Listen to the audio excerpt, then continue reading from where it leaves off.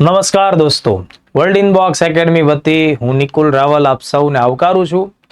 મિત્રો, આપણી current અફેર્સની lecture શ્રેણી નિયમિત રીતે આગળ વધી રહી છે, પણ છેલ્લા એક અઠવાડિયાથી તેમાં આપણે એક પણ લેક્ચર અપલોડ નથી કર્યો. ઘણા બધા વિદ્યાર્થીઓને એમ ચિંતા પણ થઈ હશે કે કદાચ આ લેક્ચર શ્રેણી આગળ વધશે કે કેમ. તો દોસ્તો, લેક્ચર શ્રેણી તો નિયમિત રીતે આગળ વધવાની જ છે, પણ આ એક અઠવાડિયામાં આપણે એક પણ લેક્ચર એટલે અપલોડ નથી કરી શક્યા કારણ કે નજીકના સમયમાં સપ્ટેમ્બર મહિનામાં 7મી તારીખે ડીવાયએસઓની પ્રિલિમ્સ પરીક્ષા આવવાની છે અને આ પ્રિલિમ્સ પરીક્ષાને ધ્યાનમાં રાખીને મેં છેલ્લા 6 મહિનાનું ગુજરાત સાથે સંકળાયેલું કરંટ અફેર્સ આપ સૌ વાલા મિત્રોને માત્ર એક જ લેક્ચરમાં પ્રોવાઈડ કરવા માટે બ્રેક લીધો હતો. આજે આપણે આપણી નિયમિત કરંટ અફેર્સ લેક્ચર શ્રેણીમાં આગળ વધવાનું છે. તો આજનો લેક્ચર નંબર 74 સ્પેશિયલ લેક્ચર છે. આજના લેક્ચરમાં ગુજરાત રાજ્ય સાથે સંકળાયેલી વિવિધ બાબતો આપણે ચર્ચામાં લેશું. કદાચ આ લેક્ચર થોડો લેન્ધી પણ તમને લાગી શકે, પણ પરીક્ષાલક્ષી આઈએમપી છેલ્લા 6 મહિનાના મુદ્દાઓ મેં કલેક્ટ કરેલા છે. તેમાં ગુજરાત બજેટનો પણ સમાવેશ થાય છે, ગુજરાતમાં બનેલી અગત્યની ઘટના, ગુજરાત સરકારે લીધેલા નિર્ણયો, આ બધા મુદ્દાઓ વન બાય વન આપણે સમજવાના છે. તો ખાસ ધ્યાન રાખો, આપણે પહોંચ્યા છીએ લેક્ચર નંબર 74 ઉપર, જે આપણી રેગ્યુલર લેક્ચર શ્રેણીનો આગળનો ક્રમાંક છે. અગાઉ મેં લેક્ચર 73 સુધી તમને લોકોને યુટ્યુબ ઉપર ભણાવ્યું છે, સમજાવ્યું છે. દોસ્તો, તમે લોકો એટલીસ્ટ 31 નંબરના લેક્ચરથી 73 નંબરના લેક્ચર સુધીની બધી જ વિગતો ડીવાયએસઓ પ્રિલિમ્સ માટે ખાસ ઉપયોગી સમજી તૈયાર કરી લેજો. મને ખાસ અપેક્ષા છે તમારા બધા પ્રત્યે, તમે એટલું તૈયાર કરશો. બીજું, મારા એકેડમીના વિદ્યાર્થીઓએ તો ઓલરેડી લેક્ચર નંબર 40થી બધી જ લેક્ચર્સની ટેસ્ટો પણ આપેલી છે. તો આજે આપણે 74 ઉપર આગળ વધીએ. સૌથી પહેલો મુદ્દો આપણે એવો લેવો છે કે આ 6-8 મહિનામાં ગુજરાત રાજ્યમાં ઉજવાયેલા અથવા તો જેને ખાસ સેલિબ્રેટ કરાયેલા હોય એવા અગત્યના દિવસો, જેમ કે દોસ્તો 2025ના વર્ષમાં પ્રજાસત્તાક દિવસ એટલે કે 26મી જાન્યુઆરી 2025ની ગુજરાતમાં રાજ્ય સ્તરીય સ્ટેટ લેવલની ઉજવણી મિત્રો તાપી જિલ્લામાં થઈ હતી. દેશનો 76મો પ્રજાસત્તાક દિવસ વાલોદ તાલુકામાં ઉજવવામાં આવ્યો. જિલ્લો પૂછાય તો તાપી આપણે યાદ રાખીશું.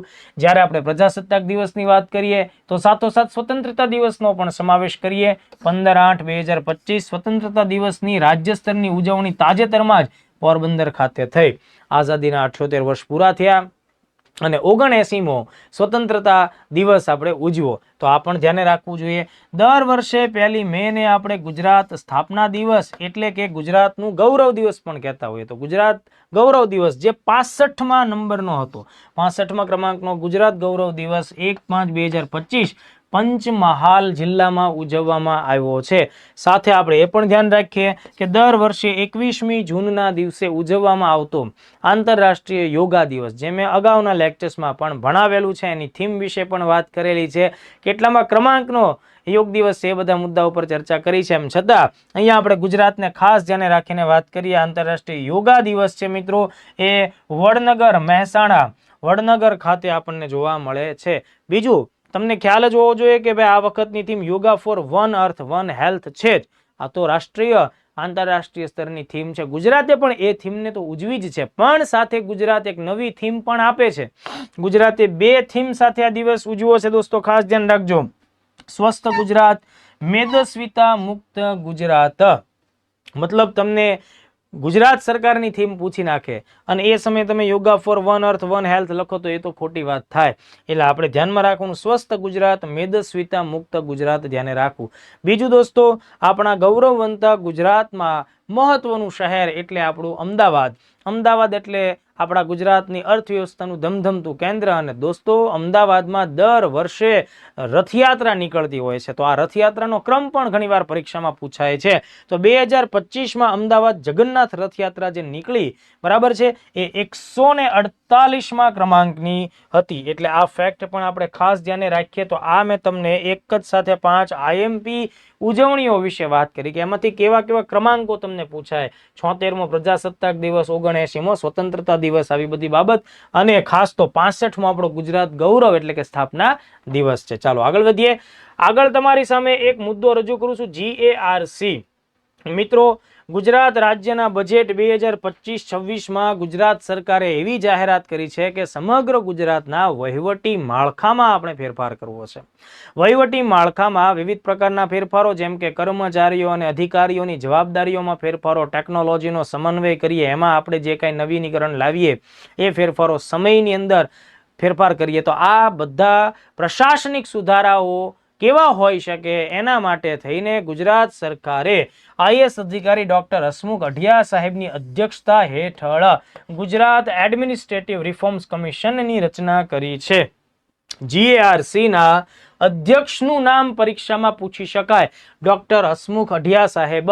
મિત્રો ખાસ ધ્યાન રાખવા જેવો મોસ્ટ ટાઈમ પે કહી શકાય એવો મુદ્દો છે ગુજરાત એડમિનિસ્ટ્રેટિવ રિફોર્મ્સ કમિશન. જ્યારે તમે સરકારી નોકરીએ લાગશો, કોઈ પદાધિકારી બનશો દોસ્તો, ત્યારે તમારે ડોક્ટર હસમુખ અઢિયા સાહેબે જે કાંઈ નવા સજેશન્સ ગુજરાત સરકારને આપ્યા છે એ નવા સજેશન્સ મુજબ કામ કરવાનું રહેશે. એમની ભલામણોની અસર તમારી કામગીરી ઉપર પણ થવાની જ છે. તો આ રાજ્ય સરકારના વહીવટી માળખા અને કાર્યપદ્ધતિમાં જરૂરી ફેરફારોને સજેસ્ટ કરશે. આ બજેટમાં આ અંગેની જાહેરાત થયેલી છે 2025-26નું જે બજેટ છે તેમાં. ઓકે, હવે એમાં શું શું રિફોર્મ્સની વાત થઈ રહી છે મિત્રો, એ તો હજી સરકાર પાસે પેન્ડિંગ છે. સરકાર એમાંથી કેટલીક બાબતોને માન્ય રાખશે. આ બધી વિગતો છે, મેન્સ માટે પણ કામ લાગશે કે ભાઈ તાજેતરમાં જ વહીવટી સુધારા માટેનું જે પંચ રચવામાં આવેલું, એમણે મુખ્ય સુધારાઓ કે મેન્સનો મુદ્દો થાય. પ્રિલિમ્સ માટે તમે અધ્યક્ષનું નામ યાદ રાખો. અમદાવાદ મ્યુનિસિપાલિટી કોર્પોરેશન દ્વારા એક અગત્યનું અભિયાન ચલાવવામાં આવ્યું છે, શરૂ કરવામાં આવ્યું છે, જેને નામ આપવામાં આવ્યું છે મિશન 4 મિલિયન ટ્રીઝ. 1 મિલિયન એટલે 10 લાખ થાય, 4 મિલિયન એટલે 40 લાખ થાય. તો અમદાવાદ મ્યુનિસિપાલિટી કોર્પોરેશન AMCએ 40 લાખ વૃક્ષો શહેર અને એની આસપાસના વિસ્તારમાં વાવવા માટે અને ઉછેરવા માટેનું અભિયાન વર્ષ 2025માં લોન્ચ કર્યું છે. એટલે અહીંયાથી કઈ મ્યુનિસિપાલિટી છે એ પ્રશ્ન આવી શકે. તાજેતરમાં જ મતલબ આ અભિયાનની સાથે જ માનનીય મુખ્યમંત્રી શ્રી ભૂપેન્દ્ર પટેલ સાહેબે ચાંદલોડિયા વિસ્તારમાં સિંદૂરના વૃક્ષો વાવી અને નાનું એવું સિંદૂર વનની શરૂઆત કરી છે. નાના એવા સિંદૂર વન કે જ્યાં 551 સિંદૂર વૃક્ષો વાવ્યા છે. તમને એમ થાય કે સર આ સિંદૂરના વૃક્ષો વાવવા પાછળનું કારણ શું? ઓપરેશન સિંદૂરની સ્મૃતિ. ઓપરેશન સિંદૂર એ ભારતીય સશસ્ત્ર સેનાએ 7 મે 2025ના દિવસે પાકિસ્તાન અને POKના વિસ્તારમાં સર્જિકલ સ્ટ્રાઇક કરી દીધી છે મિત્રો, પ્રિસાઇઝ સ્ટ્રાઇક, અને એના લીધે આતંકવાદીઓનો સફાયો થઈ ગયો છે. તો એ બાબતને ધ્યાનમાં રાખીને ઓપરેશન સિંદૂરની સ્મૃતિમાં આનું નિર્માણ કામ ચાલુ થયું છે. હવે બીજી એક ખાસ વાત, આ તો ચાંદલોડિયાનું સિંદૂરવન તો નાનું એવું સિંદૂરવન બનશે, પણ પરીક્ષામાં જ્યાંથી ખાસ સવાલ પૂછાય દોસ્તો એ છે આ સિંદૂરવન.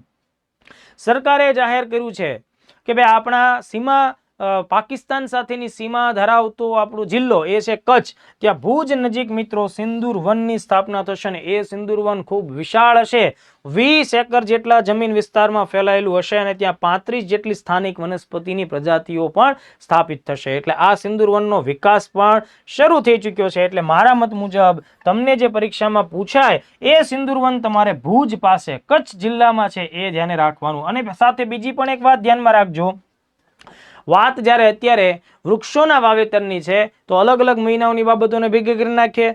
ગાંધીનગરનું જે સચિવાલય સંકુલ છે ત્યાં 16,000 વૃક્ષો વાવીને 16,000 વૃક્ષો સચિવાલય સંકુલમાં વાવીને માતૃવન વન કવચની સ્થાપના થઈ રહી છે. એટલે આ પણ સવાલ તમારી પરીક્ષામાં આવી શકે. સચિવાલય સંકુલ, ભાઈ સચિવાલય એટલે આખા ગુજરાતનું વહીવટી કેન્દ્ર બિંદુ દોસ્તો. અને ગુજરાત એકદમ ગૌરવશાળી રાજ્ય છે સમગ્ર દેશમાં. તો આખું સચિવાલયનું સંકુલ છે એ ગ્રીન હબ બનવું જોઈએ અને એ ધ્યાનમાં રાખીને 16,000 જેટલા વૃક્ષો દોસ્તો, અને એ જે આખું કવચ તૈયાર થશે વૃક્ષોનું, એને શું નામ આપીશું? માતૃવન વન કવચ. બહુ ધ્યાનમાં રાખવા જેવો મુદ્દો થાય છે. પર્યાવરણ સાથે આ મુદ્દો સંકળાયેલો છે. તમે મેઇન્સમાં પણ આને જે તે સમયે વાપરી શકો છો અને પ્રિલિમ્સમાં પણ ધ્યાને રાખવું. સવ્યસાચી સારસ્વત એવોર્ડ 2025 કોને મળે છે? લોક સાહિત્યકાર ભીખુદાનભાઈ ગઢવીને. ગુજરાતી વિશ્વકોશ નામની વિશ્વ પ્રસિદ્ધ ગુજરાતી સંસ્થા છે મિત્રો, ગુજરાતી વિશ્વકોશ. તો એના ટ્રસ્ટ દ્વારા દર વર્ષે આ એવોર્ડ આપવામાં આવે છે. આ એવોર્ડનું મૂળ નામ છે પદ્મભૂષણ ડોક્ટર ધીરુભાઈ ઠાકર સવ્યસાચી સારસ્વત એવોર્ડ. તો એ આ વર્ષનો કોને મળ્યો? ભીખુદાનભાઈ ગઢવીને મળે છે. તો આ ફેક્ટ આપણે ખાસ ધ્યાને રાખીએ. આ ઉપરાંત ગુજરાતી વિશ્વકોશ ટ્રસ્ટ દ્વારા ચિત્રકાર શ્રી પ્રફુલ્લ દવે એવોર્ડ પણ એક બહુ જ અગત્યના કલાકારને મળે છે, વૃંદાવન સોલંકીને. તો અહીંયાથી પણ સવાલ આવી શકે છે. તો આ બંને પ્રકારના એવોર્ડો આપણા માટે ધ્યાને રાખવા જોઈએ. આ સાંસ્કૃતિક વારસા સાથે સંકળાયેલું કરંટ અફેર્સ પણ કહી શકાય, ગુજરાતના સાંસ્કૃતિક વારસાનો મુદ્દો કહી શકીએ છીએ. તો સારસ્વત સવ્યસાચી સારસ્વત એવોર્ડ અને શ્રી પ્રફુલ્લ દવે એવોર્ડ વૃંદાવન સોલંકીને મળે છે, અને પહેલો એવોર્ડ ભીખુદાનભાઈ ગઢવીને. અને આ બંને એવોર્ડ કઈ સંસ્થા આપે છે? ગુજરાતી વિશ્વકોશ ટ્રસ્ટ. સુરીલી સાંજ. મિત્રો, ગુજરાતના 34 જિલ્લાઓમાં એક જિલ્લો છે ભાવનગર, અને ભાવનગર જિલ્લાનું જે વહીવટી કેન્દ્ર એટલે કે ભાવનગર શહેર.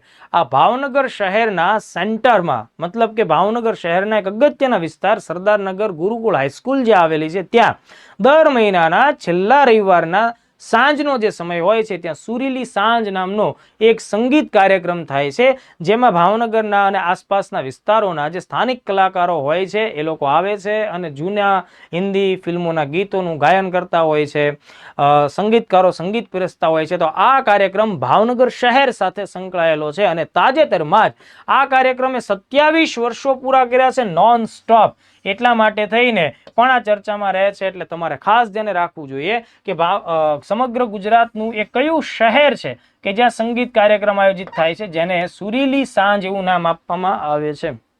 આયોજન દર મહિને છેલ્લા રવિવારે થાય છે. ખાસ આને ધ્યાને રાખજો. 1 જૂન 2025ના દિવસે 27 વર્ષ પૂરા કર્યા. 28મા વર્ષમાં એને પ્રવેશ પામ્યો છે આ કાર્યક્રમે. આ કાર્યક્રમના સ્થાપક હતા સ્વ રાજેશભાઈ વૈષ્ણવ, જેઓ હાલ હયાત નથી. એમના દીકરા દ્વારા આ આખું કાર્યક્રમ આજની તારીખે પણ ચલાવવામાં આવે છે. તો એની નોંધ તો નેશનલ લિમ્કા બુક ઓફ રેકોર્ડ્સમાં પણ થયેલી છે. તો એ પણ મહત્વની વાત છે. વિશ્વ સંસ્કૃત દિવસ. મિત્રો, વિશ્વ સંસ્કૃત દિવસની ઉજવણી ગુજરાતમાં પણ થઈ. વિશ્વ સંસ્કૃત દિવસ દર વર્ષે શ્રાવણ મહિનાની પૂનમના દિવસે એટલે કે રક્ષાબંધનના દિવસે મનાવવામાં આવે છે. આ વાત તમારે ખાસ ધ્યાનમાં રાખવાની છે, કારણ કે ભારતના મહાન સંસ્કૃત વ્યાકરણવિદ પાણીની સાહેબ છે, એમનો એ જન્મ દિવસ થાય. બરાબર. સંસ્કૃત વ્યાકરણના વિદ્વાન પાણીની, કે જેમણે અષ્ટાધ્યાયી ગ્રંથ, જે વ્યાકરણ ગ્રંથ છે, બરાબર, જેને ભારતના અનુસંધાને ફાધર ઓફ લિંગ્વિસ્ટિક તરીકે પણ આપણે ઓળખીએ છીએ, સંસ્કૃતનું વ્યાકરણ પાણીની સાહેબે સ્થાપિત કર્યું. એટલે એમની જન્મ તિથિને ધ્યાનમાં રાખીને દર વર્ષે શ્રાવણ સુદ પૂનમ, ધ્યાન રાખજો ભાઈ, તમને એ પણ પ્રશ્ન આપી શકે કે ભાઈ આ વિશ્વ સંસ્કૃત દિવસથી કયા મહાન વિદ્વાન વ્યક્તિની જન્મતિથિ સાથે સંકળાયેલી છે? પાણીની. એમનો ગ્રંથ છે અષ્ટાધ્યાયી. તો આ મુદ્દો આપણા માટે બહુ જ મહત્વનો છે. ભારત સરકારે 1969 થી 1969ના વર્ષથી આ દિવસની ઉજવણી કરવાનો સરકારી નિર્ણય લીધેલો છે. તો આટલા ફેક્ટ આપણે ખાસ ધ્યાને રાખીએ. ગુજરાતમાં પણ આ દિવસની ઉજવણી થઈ હોવાને લીધે એ પણ કરંટ અફેર્સના મુદ્દામાં આવે છે. શાળા પ્રવેશ ઉત્સવ. દોસ્તો, બાળકોને શાળામાં મોકલવા અને આ આખી ઘટનાને સામાન્ય ઘટના ન રાખતા કંઈક નવા રંગે ચંગે ખૂબ ધામધૂમથી આખો પ્રસંગ ઉજવીએ, જેથી વિદ્યાર્થીને શાળાએ જવું ગમે, એને કંઈક સ્પેશિયલ ફીલ થાય. આ પ્રકારના કોન્સેપ્ટ નરેન્દ્ર મોદી સાહેબ જ્યારે ગુજરાતના સીએમ હતા ત્યારે એમણે શરૂઆત કરી, અને શાળા પ્રવેશ ઉત્સવ 2003થી શરૂ કર્યો હતો. બરાબર છે. 2003 થી શાળા પ્રવેશ ઉત્સવ ચાલુ કર્યો. તો અત્યારે વર્ષ 2025ની વાત કરવામાં આવે તો 23મી આવૃત્તિ તાજેતરમાં સંપન્ન થઈ. મતલબ હમણાં જે શાળાઓના નવા સત્રો ચાલુ થયા, તો આ 23મું શાળા પ્રવેશ ઉત્સવનું આખું આયોજન પાર પડ્યું. ખુદ સીએમ સાહેબે મહીસાગર જિલ્લામાં દીવડા નામનું જે ગામ છે ત્યાંથી એનો શુભારંભ કર્યો. તમને ખ્યાલ છે કે શાળા પ્રવેશ ઉત્સવમાં સરકારના અધિકારીઓ, મોટા લેવલના અધિકારીઓ અલગ અલગ શાળાઓ જઈને વિદ્યાર્થીઓને આવકારતા હોય છે, એમને સ્પેશિયલ ટ્રીટમેન્ટ આપતા હોય છે, જેથી કરીને એ વિદ્યાર્થીઓ શાળામાં ભણે. કારણ કે નાના બાળકોને ઘરથી બહાર નીકળવું થોડું મુશ્કેલ અઘરું પડતું હોય. તો અહીંયા જે દીવડા ગામે પીએમ શ્રી સ્કૂલ આવેલી છે. પીએમ શ્રી મેં અગાઉ 2 થી 3 વખત ભણાવેલી છે મારી આ લેક્ચર શ્રેણીમાં. એમ છતાં અત્યારે એનો ઉલ્લેખ છે તો માત્ર હું તમને એનું પૂરું નામ જણાવીશ.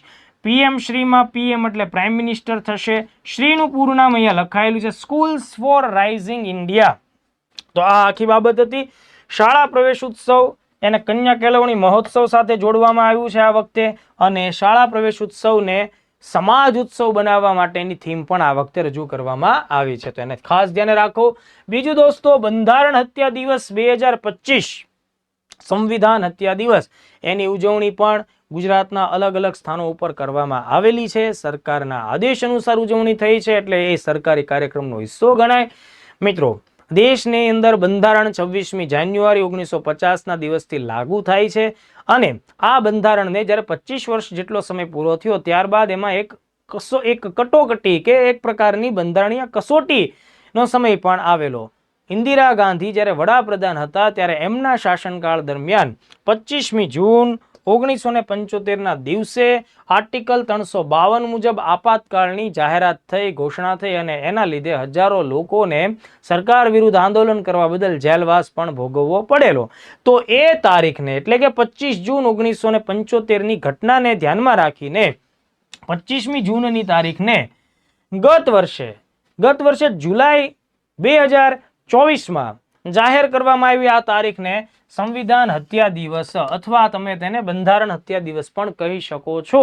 તો આ વર્ષે 25 જૂન 2025 એ ભારતમાં મનાવવામાં આવ્યો હોય એવો સૌથી પહેલો બંધારણ હત્યા દિવસ હતો. એને તમારે ધ્યાને રાખવું. સાથે તમે બંધારણ ભણો છો, પોલિટીમાં બધા ફેક્ટ્સ ભણતા હશો કે ભાઈ આ જે ઇમરજન્સી 25 જૂન 1975ના દિવસે લગાડવામાં આવી એ સમયે દેશના રાષ્ટ્રપતિ ફખરુદ્દીન અલી અહેમદ હતા. તો એ નામ તમને ખ્યાલ હશે.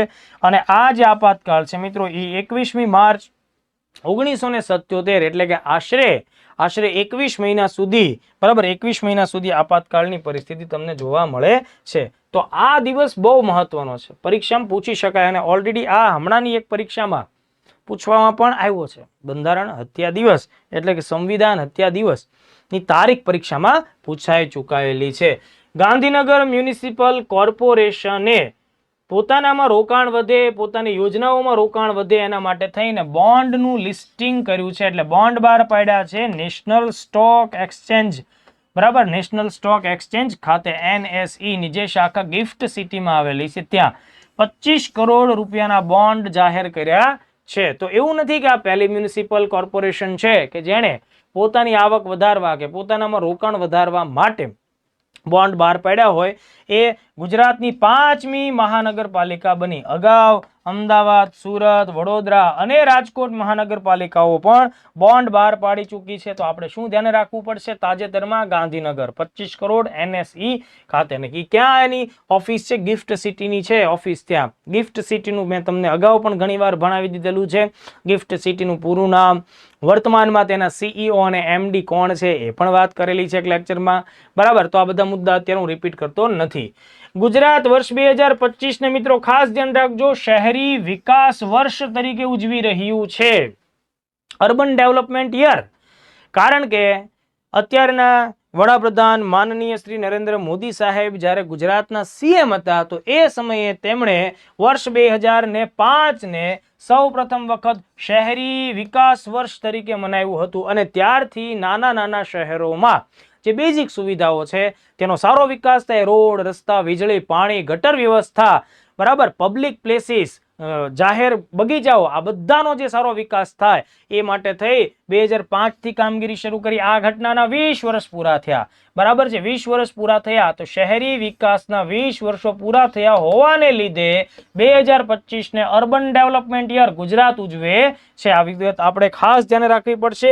2010માં સ્વર્ણિમ જયંતિ મતલબ કે ગુજરાતે જ્યારે 50 વર્ષ પૂરા કર્યા હતા, ઓકે, મતલબ 1960માં તમે 50 વર્ષ નાખશો એટલે તમને મળશે 2010.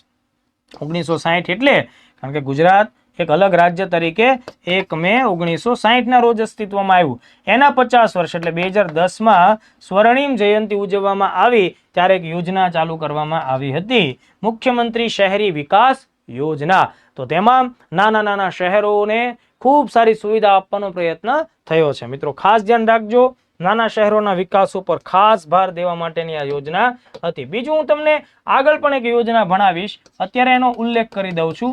ભારત સરકારે અમૃત કરીને એક મિશન 10 વર્ષ પહેલા 2015માં લોન્ચ કરેલું હતું. કેન્દ્ર સરકારનું મિશન છે અમૃત, બરાબર. આ જે અમૃત મિશન છે મિત્રો, એ શહેરોના વિકાસ સાથે સંકળાયેલું છે, શહેરોના વિકાસ સાથે સંકળાયેલું છે. તો એ બાબત પણ તમારે ખાસ ધ્યાને રાખવાનું, કેન્દ્ર સરકારનું મિશન છે. ચાલો, Gujarat state football association. Football તમને બધાને જ ખબર છે, ફૂટબોલ પગથી જ રમવાની રમત છે. યસ, હું એની જ વાત કરી રહ્યો છું. તો ગુજરાત સ્ટેટ ફૂટબોલ એસોસિએશનના પ્રેસિડેન્ટ તરીકે પરિમલ નથવાણી સાહેબની નિમણૂક થઈ છે. તો એક આઈએમપી ટોપિક છે, ધ્યાને રાખવું. ત્યારબાદ જૈના ગ્લોબલ એવોર્ડ, જૈન સમાજ માટે કામ કરતી એક મહત્વની સંસ્થા જૈના ગ્લોબલ, બરાબર છે, જૈના નામની સંસ્થા. આ જૈના નામની સંસ્થા દેશ વિદેશોની અંદર જૈન સમુદાયના લોકો, યુવાનો, વડીલો કે જે વિશ્વ શાંતિ માટે અથવા તો એવા કોઈ ચોક્કસ માનવ મૂલ્યોના વિકાસને ધ્યાનમાં રાખીને કામ કરતા હોય એવા બધા ખૂબ મહત્વના વ્યક્તિત્વોને સન્માનિત કરે છે. તો ખાસ તમે લોકો ધ્યાને રાખો, આ વર્ષે જૈના ગ્લોબલ એવોર્ડ મળે છે ગુજરાતી પ્રખ્યાત સાહિત્યકાર પદ્મશ્રી કુમારપાળ દેસાઈને. કુમારપાળ દેસાઈ સાહેબ આજની તારીખે પણ સક્રિય લેખક તરીકે કામ કરી રહ્યા છે. વિવિધ સમાચાર પત્રોમાં એમના સાપ્તાહિક કોલમો આજની તારીખે પણ પ્રચલિત થઈ રહ્યા છે, લોકપ્રિય બની રહ્યા છે. દાખલા તરીકે ઈંટ અને ઇમારત, ઝાકળ બન્યું મોતી, પાંદડું અને પિરામિડ, આકાશની ઓળખ અને પારિજાતનો પરિસંવાદ. મે બી આમાંથી કોઈ પણ એંગલ કામ લાગી શકે, બની શકે કે તમને પૂછાય કે ઈંટ અને ઇમારત કોણ લખે છે, ઝાકળ બન્યું મોતી કોણ લખે છે, અથવા આ પાંચ પૈકી કોઈ પણ. તો કુમારપાળ દેસાઈ સાહેબ બરાબર પદ્મશ્રી પુરસ્કૃત થઈ ચૂક્યા છે. જૈના ગ્લોબલ એવોર્ડ એમને આ વર્ષે મળ્યો. મિત્રો, સિંહની વસ્તી ગણતરી ઓલરેડી આપણે એક ટોપિક તરીકે અગાઉ ભણી ચૂક્યા છીએ, બરાબર છે. પણ સિંહના મુદ્દાઓ જે છે એ સમયાંતરે ગુજરાતના અનુસંધાને ચર્ચામાં આવતા રહેતા હોય છે. તાજેતરમાં જ ગીરમાં બે પ્રખ્યાત સિંહોની એક જોડી હતી જેને જય અને વીરુના નામથી ઓળખવામાં આવતી હતી. જય અને વીરુ બંનેએ અંતિમ શ્વાસો લીધા છે. આ બંનેની જે જોડ છે એ ગીરમાં ખૂબ પ્રખ્યાત હતી મિત્રો, બરાબર. પણ એ હવે રહી નથી, એટલે એના લીધે આખા જે વન્યજીવ સમાજ છે મિત્રો, બરાબર, વન્યજીવ પ્રેમીઓ છે એ બધાએ દુઃખની લાગણી અનુભવેલી છે. તો એ પણ તમારે ધ્યાને રાખવું. World police and fire games, જે પોલીસ વિભાગમાં કામ કરતા હોય અને ફાયર વિભાગમાં કામ કરતા હોય એવા કર્મચારીઓ સાથે મળીને એથ્લેટિક્સની અલગ અલગ રમતો રમતા હોય, તો આ પ્રકારના આયોજન માટે આવો શબ્દ આપણે વાપરી શકીએ, world police and fire games. આ ઇન્ટરનેશનલ આયોજન છે, બરાબર છે. આંતરરાષ્ટ્રીય સ્તર ઉપર આ પ્રકારનું કામ થાય કે જે પોલીસના ક્ષેત્રમાં કામ કરતા હોય, ફાયરના ક્ષેત્રમાં કામ કરતા હોય, એ લોકોને રમતના માધ્યમથી ફિટનેસનું મહત્વ સમજાવવાનું છે. જ્યારે તમે રમત રમવા જાઓ ને દોસ્તો, ત્યારે તમને ખબર પડે કે યાર ફિટનેસની ખાસ જરૂર છે. કારણ કે તમારું આ પોલીસ વિભાગનું, ફાયર વિભાગનું કામ જ થોડુંક હેવી હોય કે તમારી ફિટનેસ જરૂરી બને. તો શું થશે ગુજરાતમાં, ખાસ ધ્યાન રાખજો ભાઈ, વર્ષ 2029 એટલે કે 4 વર્ષ પછી વર્લ્ડ પોલીસ ફાયર ગેમ્સની 23મી આવૃત્તિનું આયોજન થવાનું છે. દર 2 વર્ષે આ આયોજન થતું હોય છે. ખાસ ધ્યાન રાખવું, દર 2 વર્ષે આ આયોજન થાય છે. અને આ જ્યારે ગુજરાતમાં આયોજિત થશે તો દુનિયાભરના અલગ અલગ દેશોના પોલીસ ડિપાર્ટમેન્ટના અધિકારીઓ, ફાયરના અધિકારીઓ અમદાવાદ, ગાંધીનગર અને એકતાનગર ખાતે રમાશે, એમાં ભાગ લેવાના છે અલગ અલગ ગેમ્સમાં. આ એક પ્રકારે ઓલિમ્પિક સ્ટાઇલની રમતો હોય છે મિત્રો. ઘણી બધી રમતોનો સમાવેશ આમાં થાય છે. શરૂઆત એની 1985 થી અમેરિકાના સાન જોસ શહેર, જે કેલિફોર્નિયા રાજ્યમાં આવેલું છે, ત્યાંથી એની શરૂઆત થયેલી. આ વર્ષની જો આપણે વાત કરીએ, 2025ની જો આપણે વાત કરીએ, તો 21મી આવૃત્તિનું આયોજન બિર્મિંઘમ અમેરિકા ખાતે થશે. તમારા માટે આ જે બાબત છે એ ખૂબ આઈએમપી છે, બરાબર. ગુજરાત મોટાભાગની રમતો અમદાવાદમાં થશે, ત્યારબાદ ગાંધીનગર અને એકતાનગર. એટલે બની શકે કે અમદાવાદ પણ પરીક્ષામાં આ એંગલથી પૂછી શકાય. ચાલો, આનાથી પણ આપણે આગળ વધીએ. અને તમને ખ્યાલ જ છે કે વર્ષ 2036માં ઓલિમ્પિક રમતોનું યજમાન પણ અમદાવાદ બની શકે છે. એના માટેની તૈયારીઓ પણ સરકારે ચલાવી છે. દર વર્ષે 20મી જુલાઈ એટલે આંતરરાષ્ટ્રીય ચેસ દિવસ તરીકે મનાવવામાં આવે. ગુજરાતમાં પણ આ ચેસ દિવસ મનાવવામાં આવ્યો. ગુજરાતના પ્રથમ ગ્રાન્ડ માસ્ટર ચેસના ફિલ્ડમાં છે તેજસ બાકર. તેમની સાથે સીએમ સાહેબ ચેસ રમવા બેઠા હતા, એટલે ચેસ દિવસની અનોખી ઉજવણી કરી. આ જે ઇન્ટરનેશનલ ચેસ ડે છે મિત્રો, એ 20મી જુલાઈ શા માટે મનાવવામાં આવે છે? કારણ કે 1924માં ઇન્ટરનેશનલ ચેસ ફેડરેશનની એ સ્થાપના થઈ, તેનો સ્થાપના દિવસ છે. ધેટ્સ વાય આ દિવસ આ તારીખે ઉજવાય. 2019માં આ દિવસ ઉજવવા માટે સંયુક્ત રાષ્ટ્રની મહાસભાએ મંજૂરી આપેલી છે. તો અહીંયા તમારે તેજસ બાકર સાહેબનું નામ યાદ રાખવાનું છે, અને આ 20મી જુલાઈનો દિવસ છે એ બી તમારે ખાસ ધ્યાને રાખવું પડે. ચાલો નેક્સ્ટ મુદ્દા તરફ આગળ વધીએ. એ પહેલા world in box academy Gandhinagar ખાતે આગામી સમયમાં જીપીએસસી ક્લાસ 1-2 માટેની master batch prelims mains interview માટેની એક ખૂબ જ ધમાકેદાર બેચ શરૂ થવાની છે મિત્રો, અને આ જે બેચ છે એ સપ્ટેમ્બર મહિનામાં શરૂ થશે, 11 સપ્ટેમ્બર 2025. સમયગાળો ડેઇલી લેક્ચરનો જે છે એ 3:30 થી રાતના 8, એટલે કે આફ્ટરનૂન બેચ છે મિત્રો, બરાબર. આફ્ટરનૂન ટુ ઇવનિંગની બેચ છે 3:30 થી લઈને 8 વાગ્યા સુધીની. જે વિદ્યાર્થીઓ ઓફલાઈનમાં આ બેચમાં જોડાવા માંગે છે એ લોકો રૂબરૂ એકેડમીનો સંપર્ક સાધી શકે છે, અને જો તમે ઘરે બેઠા જીપીએસસીની ટોપ લેવલની ફર્સ્ટ ક્લાસ તૈયારી કરવા માંગતા હો તો તમે આ જ બેચનો લાભ ઓનલાઈન પણ લઈ શકો છો, મેળવી શકો છો, બરાબર. તેના માટેની વ્યવસ્થા પણ અમે લોકોએ કરી છે. World in box my class application આજે જ ઇન્સ્ટોલ કરજો, તેના ઉપર તમને આ બેચ મળવાપાત્ર થશે. ઓલરેડી અમારી બેચોના ડેમો લેક્ચર્સ પણ તેમાં અવેલેબલ છે. વધુ માહિતી માટે વહેલી તકે કોલ કરો 7575061818 નંબર પર. ચાલો નેક્સ્ટ જોઈએ. ભારતનો સૌ પ્રથમ 60 ફૂટ ઊંચો ગ્લાસ ટાવર અમદાવાદમાં સ્થપાણો છે, કાંકરિયા પ્રાણી સંગ્રહાલયમાં બાલવાટિકા ખાતે. મતલબ ખૂબ ઊંચાઈ ઉપર, 60 ફૂટના ઊંચાઈ ઉપર કાચનું પ્લેટફોર્મ હોય, તમે એની ઉપર ચાલી શકો, તમને ટ્રાન્સપરન્સી સાથે નીચેની જગ્યા જમીન દેખાય. જે લોકોને ખૂબ ડર લાગતો હોય એ લોકોએ બિલકુલ આમાં ન ચડવું. આ એ રીતની આખી વ્યવસ્થા છે. તો અહીંયા મેં એની ઇમેજ હું નથી મૂકી શક્યો, અધરવાઇઝ હું તમને બતાવી શકું, પણ ગ્લાસ ટાવર એ અમદાવાદ ખાતે સ્થાપિત થયો છે. અમદાવાદની જ બીજી એક આપણે અગત્યની નોંધ લઈ લઈએ મિત્રો. તો ખાસ ધ્યાન રાખો, અમદાવાદના દસક્રોઈ તાલુકામાં આવેલું કણિયાલ ગ્રામ છે. કણિયાલ ગ્રામ પંચાયત તાજેતરમાં ચાઇલ્ડ ફ્રેન્ડલી ગ્રામ પંચાયતનો એવોર્ડ જીતે છે. સરપંચ ઉમેદસિંહ ઝાલા છે ત્યાંના. અને મિત્રો આ જે ગામને આપણે આ એવોર્ડ શા માટે ગુજરાત સરકાર આપે છે? Child friendly. તો ચાઇલ્ડ ફ્રેન્ડલી હોયનો મતલબ કે ભાઈ બાળકોને ધ્યાને રાખીને તેમની જે જરૂરિયાતો છે, બરાબર, દાખલા તરીકે રસીકરણ, શાળા પ્રવેશ, કન્યા કેળવણી, આંગણવાડી, બધામાં ટોપ લેવલની પરિસ્થિતિઓ છે. એનરોલમેન્ટ ખૂબ સારું અને બધી જ સુવિધા ક્વોલિટીવાળી સાબિત થઈ.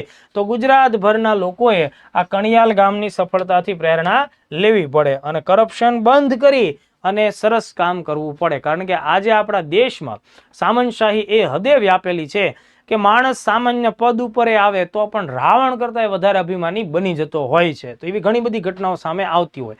ટીબી મુક્ત ભારત અભિયાન અંતર્ગત ગુજરાત રાજ્યને કેન્દ્ર સરકારે શાબાશી આપી છે, કારણ કે અન્ય રાજ્યોની કમ્પેરિઝનમાં ગુજરાતમાં ટીબીના જે કાંઈ પણ દર્દીઓ છે, કેસ છે, એમાં ઘટાડો નોંધાણો છે. ગુજરાતની ઇમેજમાં સારો વધારો થયો છે.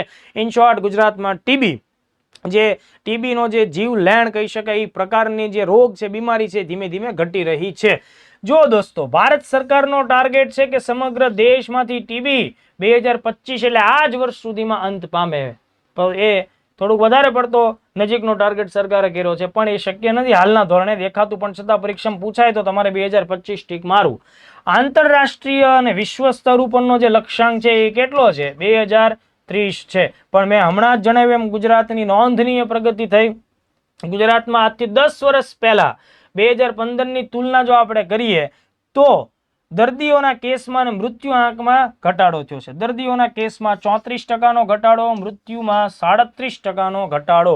એટલે ગુજરાતને સ્ટેટ્સ વિથ મોસ્ટ ઇમ્પ્રુવમેન્ટ શ્રેણીમાં કેન્દ્ર સરકારે પ્રથમ સ્થાન આપ્યું છે. એટલે આવા બધા પ્રશ્નો પણ પૂછી શકાય.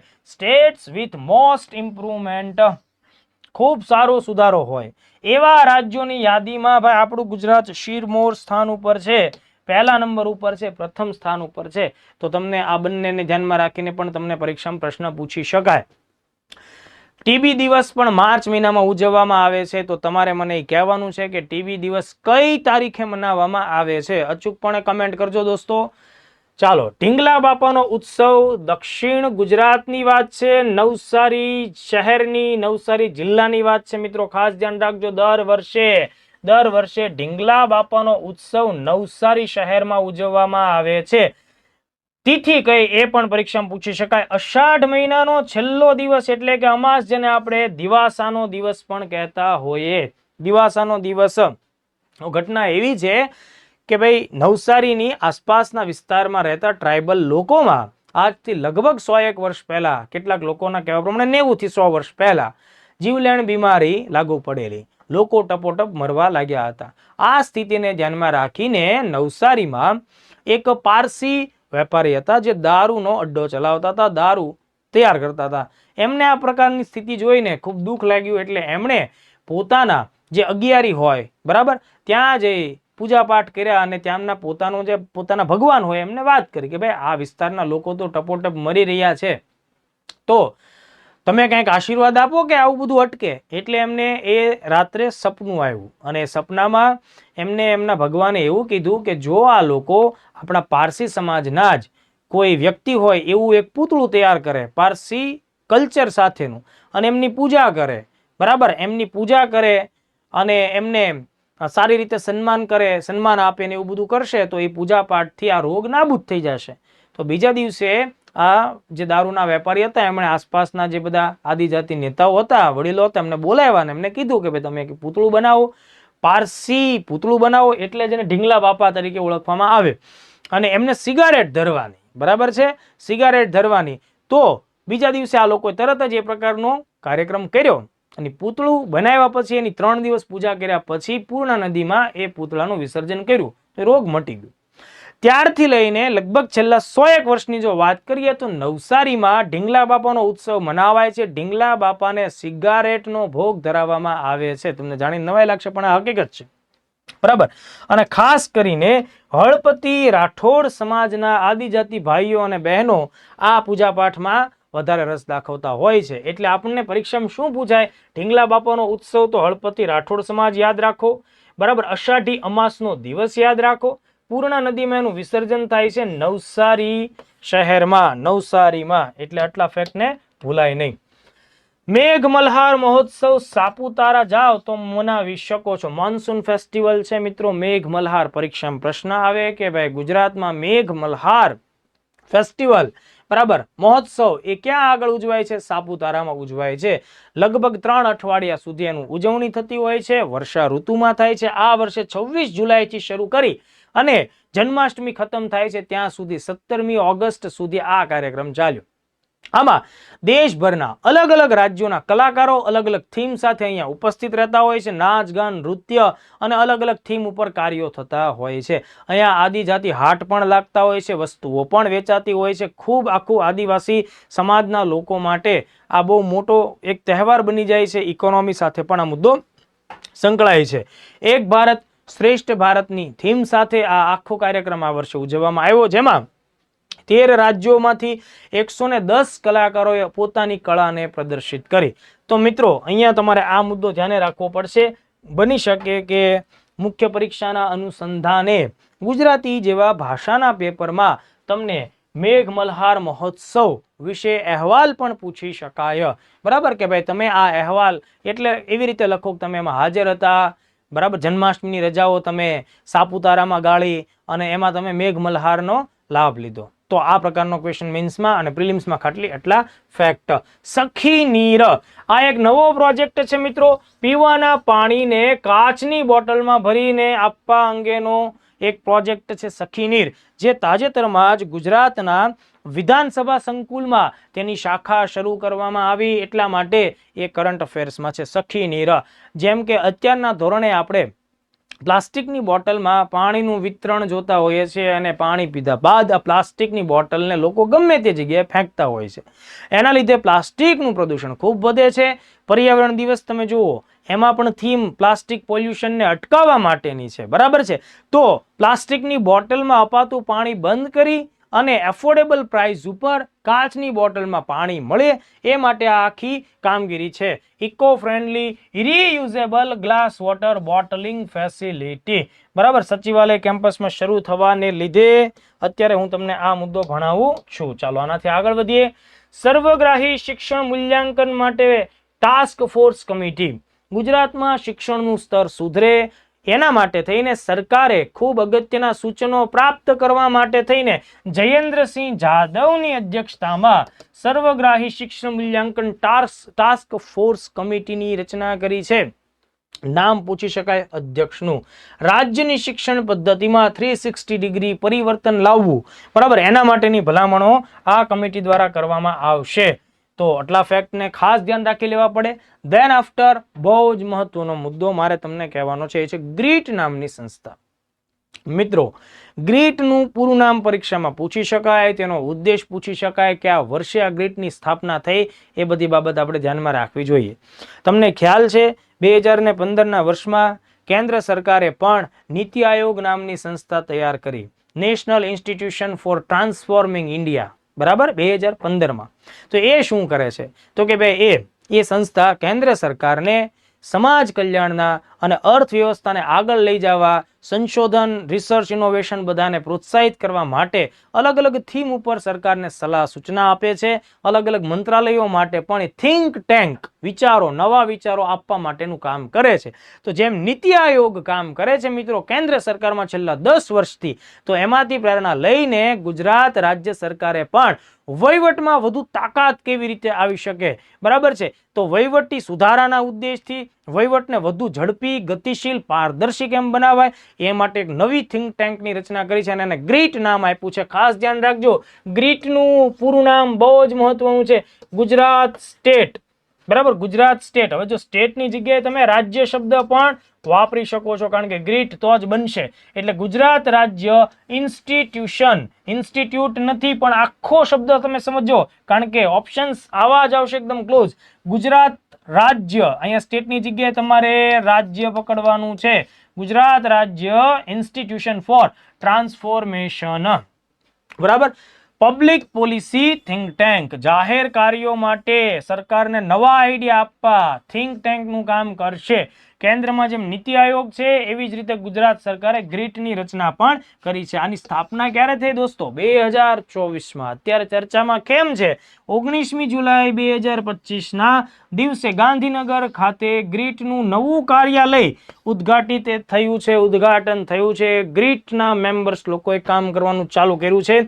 ગ્રીટના ચેરમેન અત્યારના મુખ્યમંત્રી શ્રી ભૂપેન્દ્રભાઈ પટેલ છે, અને ખાસ ધ્યાન રાખો ગ્રીટના ચીફ એક્ઝિક્યુટિવ ઓફિસર, મુખ્ય કાર્યકારી અધિકારી છે એ આઈએસ અધિકારી છે શ્રીમતી એસ અપર્ણા.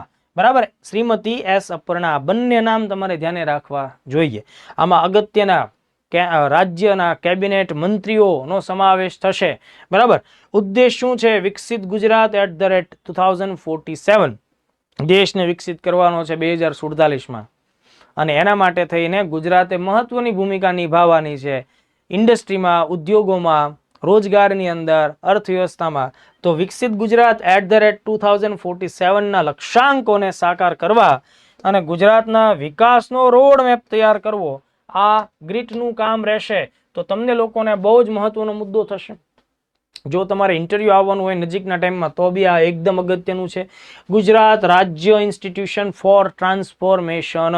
અહીંયા મેં સ્ટેટ લખ્યું છે, બરાબર, પણ તમને પેપરની અંદર સ્ટેટ આપે, ઠીક છે, સ્ટેટ ન આપે તો તમારે રાજ્ય પકડવું પડશે, કારણ કે તમે રાજ્ય મૂકશો ને ત્યારે આનું નામ જો આર ઉપરથી લખવું, આ અને ટી, તો ગ્રીટ થઈ જશે. તો ચલો, આટલા ફેક્ટ્સ તમે લોકોએ ધ્યાને રાખ્યા. શ્રીમતી એસ અપર્ણા એ સીઈઓ તરીકે કામ કરે છે, એ વસ્તુ પણ આપણા માટે મહત્વની થાય. એનસીસી નો એક મુદ્દો ધ્યાને લઈ લઈએ મિત્રો. તમારામાંથી પણ ઘણા બધા વિદ્યાર્થીઓએ એનસીસી નો કોર્સ કર્યો હશે. એનસીસી ની કામગીરી સાથે 2 વર્ષ કે 3 વર્ષ તમે જોડાયેલા હશો. બને કે તમારી પાસે પણ એ, બી કે સી સર્ટિફિકેટ હોઈ શકે છે એનસીસી ના.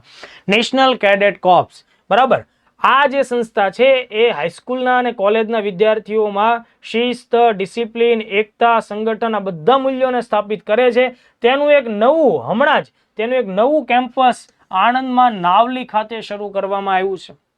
National cadet corps leadership academy, ખાસ ધ્યાન રાખજો. અને શું નામ આપ્યું છે? Leadership academy. બરાબર, તો આ એનસીસી ની તાલીમ માટેનું ખૂબ મહત્વનું સેન્ટર રહેશે.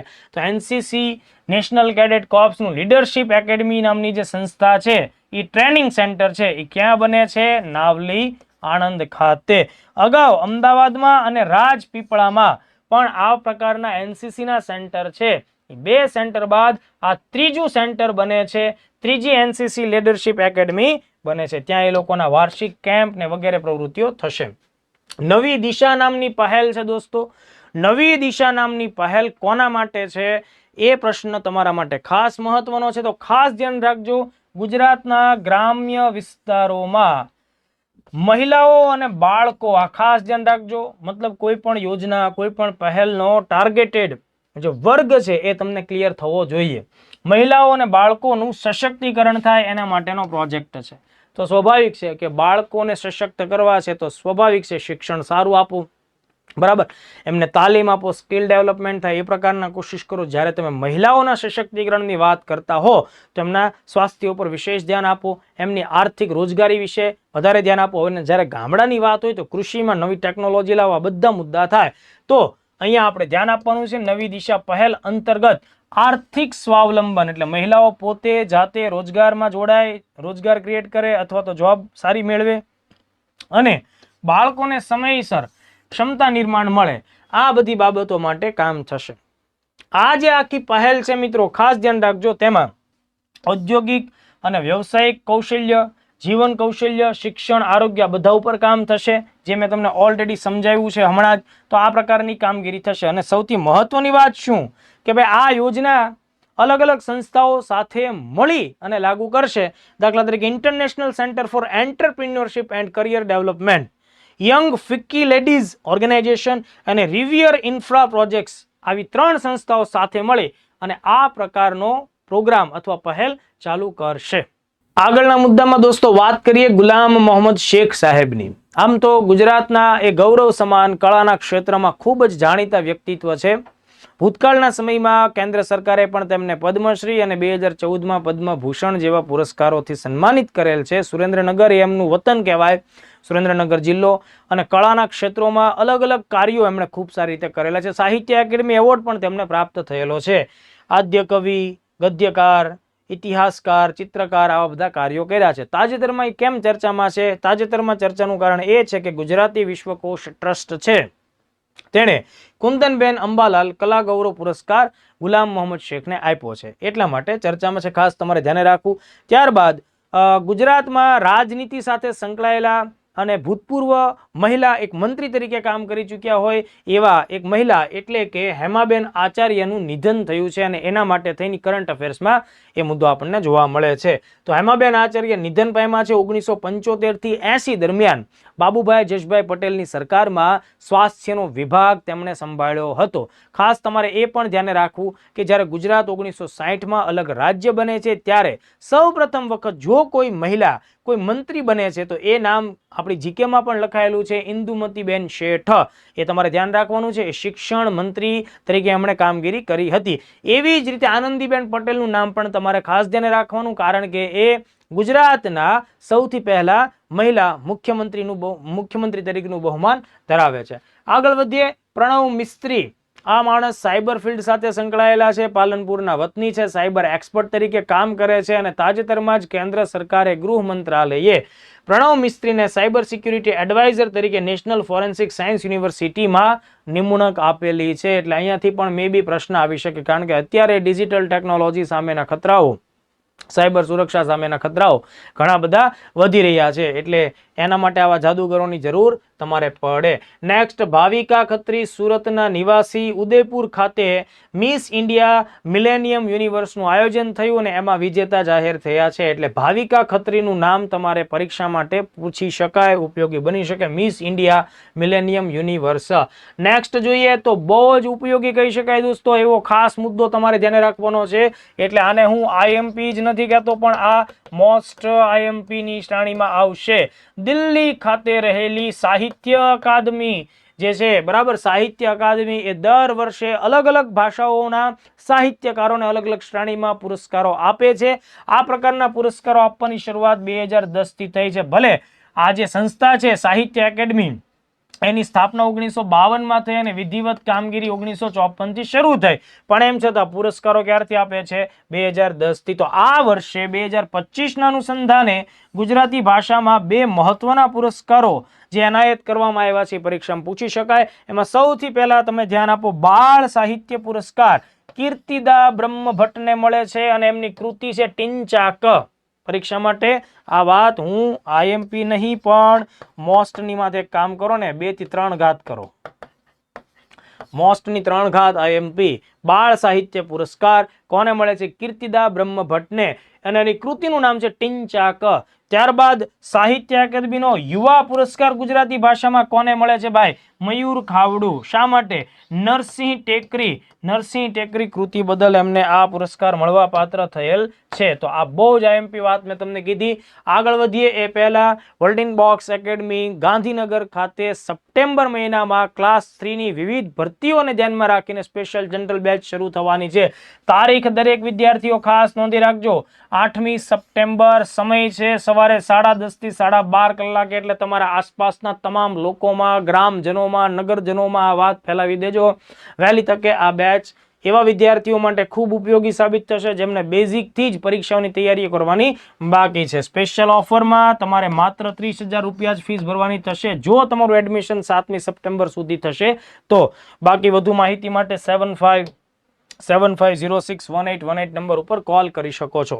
ત્યારબાદ 12મી જૂન 2025 ના દિવસે એક ભયંકર ગોઝારો અકસ્માત ગુજરાતના અમદાવાદમાં થયો છે મિત્રો. ના છૂટકે આપણે આ મુદ્દાની ચર્ચા કરવી પડે છે કારણ કે કદાચ એમાંથી કંઈક પરીક્ષાલક્ષી મેટર બની શકે. તો 12 જૂન 2025 એર ઇન્ડિયાની ફ્લાઇટ AI 171 નંબર, એનું જે વિમાન હતું બોઈંગ 787-8 ડ્રીમ લાઇનર, બરાબર, આ તૂટી પડ્યું અને તેની સાથે 260 જેટલા લોકોએ પોતાના જીવ ગુમાવ્યા, જે પૈકી 229 પ્રવાસીઓ, ક્રૂ મેમ્બર્સ 12, અને ઘટના સ્થળ ઉપર કાટમાળ પડવાને લીધે 19 લોકોના મૃત્યુ થયા. આ ઘટના વધુ ઘાતક બની ગઈ છે એમ કહી શકાય, સદીની સૌથી મોટી હોનારત કહી શકાય. અને આમાં ગુજરાતના ભૂતપૂર્વ મુખ્યમંત્રી 16મા CM બરાબર વિજયભાઈ રૂપાણી પણ મૃત્યુ પામ્યા છે. તો આ ઘટના બહુ બધી જ રીતે ગુજરાત માટે એક દુઃખદ સપના સમાન છે દોસ્તો. આમાંથી કદાચ આ ટાઈપના કોઈ પ્રશ્ન પૂછી શકાય, એને તમારે ધ્યાન રાખવું. કેપ્ટન હતા સમીર સભરવાલ અને ક્લાઇવ સુંદર, બરાબર. એક જ વ્યક્તિ એમાં જીવિત બચે છે, રમેશ વિશ્વાસ કુમાર, કે જે યુકેના નાગરિકતા ધરાવે છે. તો એમનું નામ પણ તમારે થોડું ધ્યાને રાખવું જોઈએ. વિજયભાઈ રૂપાણી ગુજરાતના 16મા CM હતા. ઓગસ્ટ 2016 થી સપ્ટેમ્બર 2021 સુધી એમણે CM તરીકેનો કારભાર સંભાળ્યો હતો.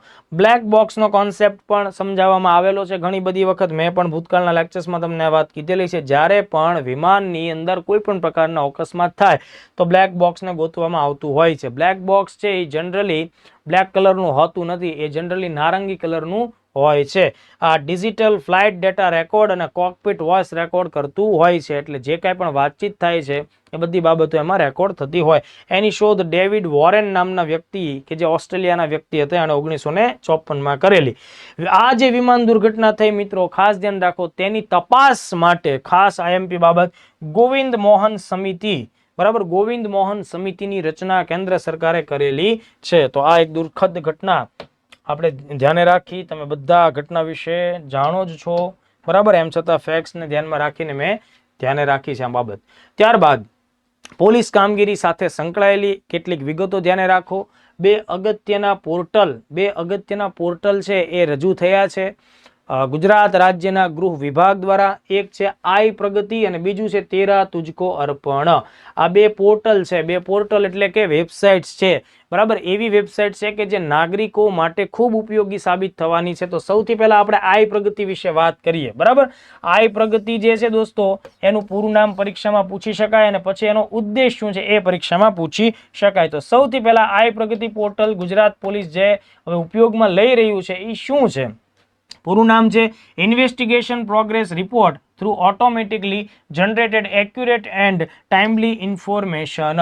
જ્યારે પણ તમે પોલીસ ફરિયાદ કરો છો કોઈને કોઈ બાબતને લઈને, તો તમે લખાવેલી ફરિયાદના આધારે તપાસ કેટલે પહોંચી, આરોપીઓ ઝડપાણા કે કેમ, આગળની પ્રોસેસ શું છે, બધી જ બાબતો છે એ તમે ઘરે બેઠા ઓનલાઈન ટ્રેક કરી શકો છો, મોબાઈલથી પણ ટ્રેક કરી શકો છો. એના માટેની આ સુવિધા છે જેને આઈ પ્રગતિના નામથી ઓળખવામાં આવે છે.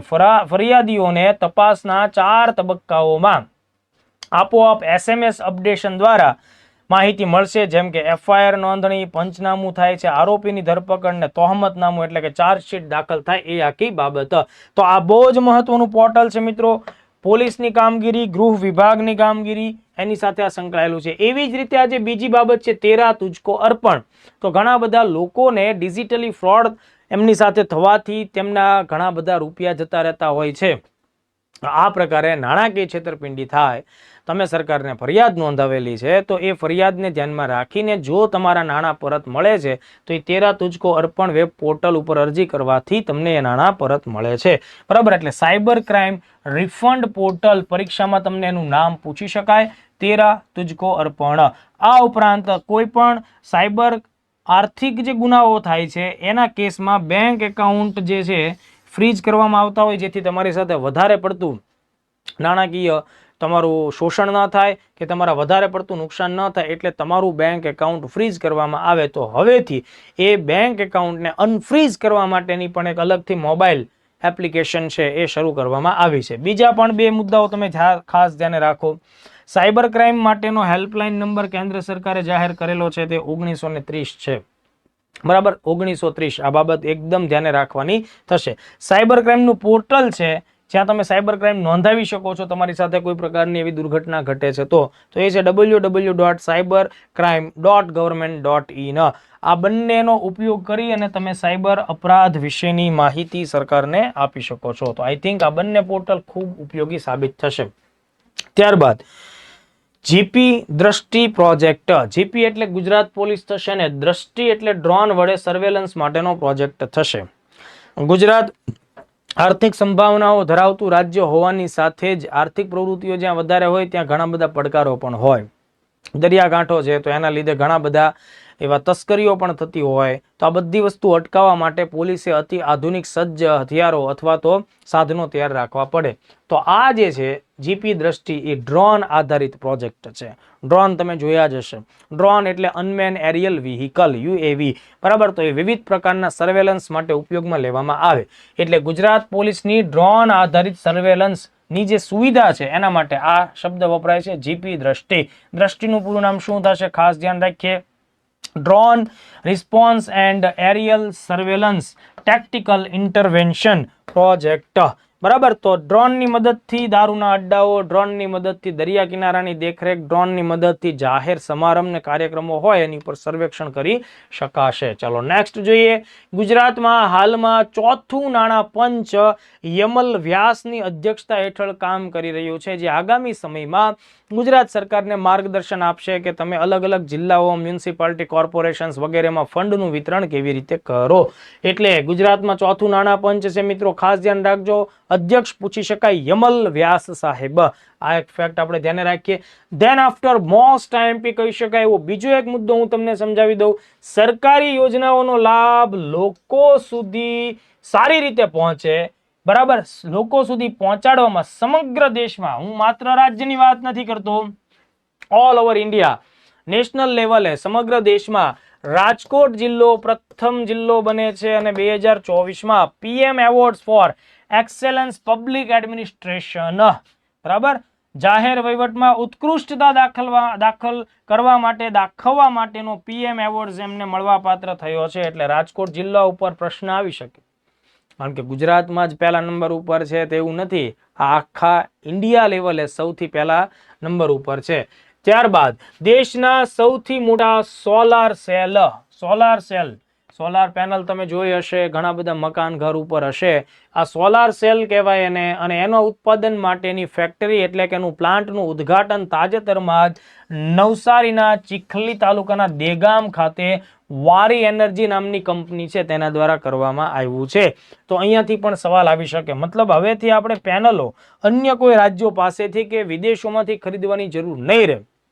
અહીંયા જ એનું આખું મતલબ ફેક્ટરી જ છે કે જે આખું ઉત્પાદન કરશે. એટલે દેગામ નામ તમારે યાદ રાખવું પડે, નવસારીમાં આવેલું છે.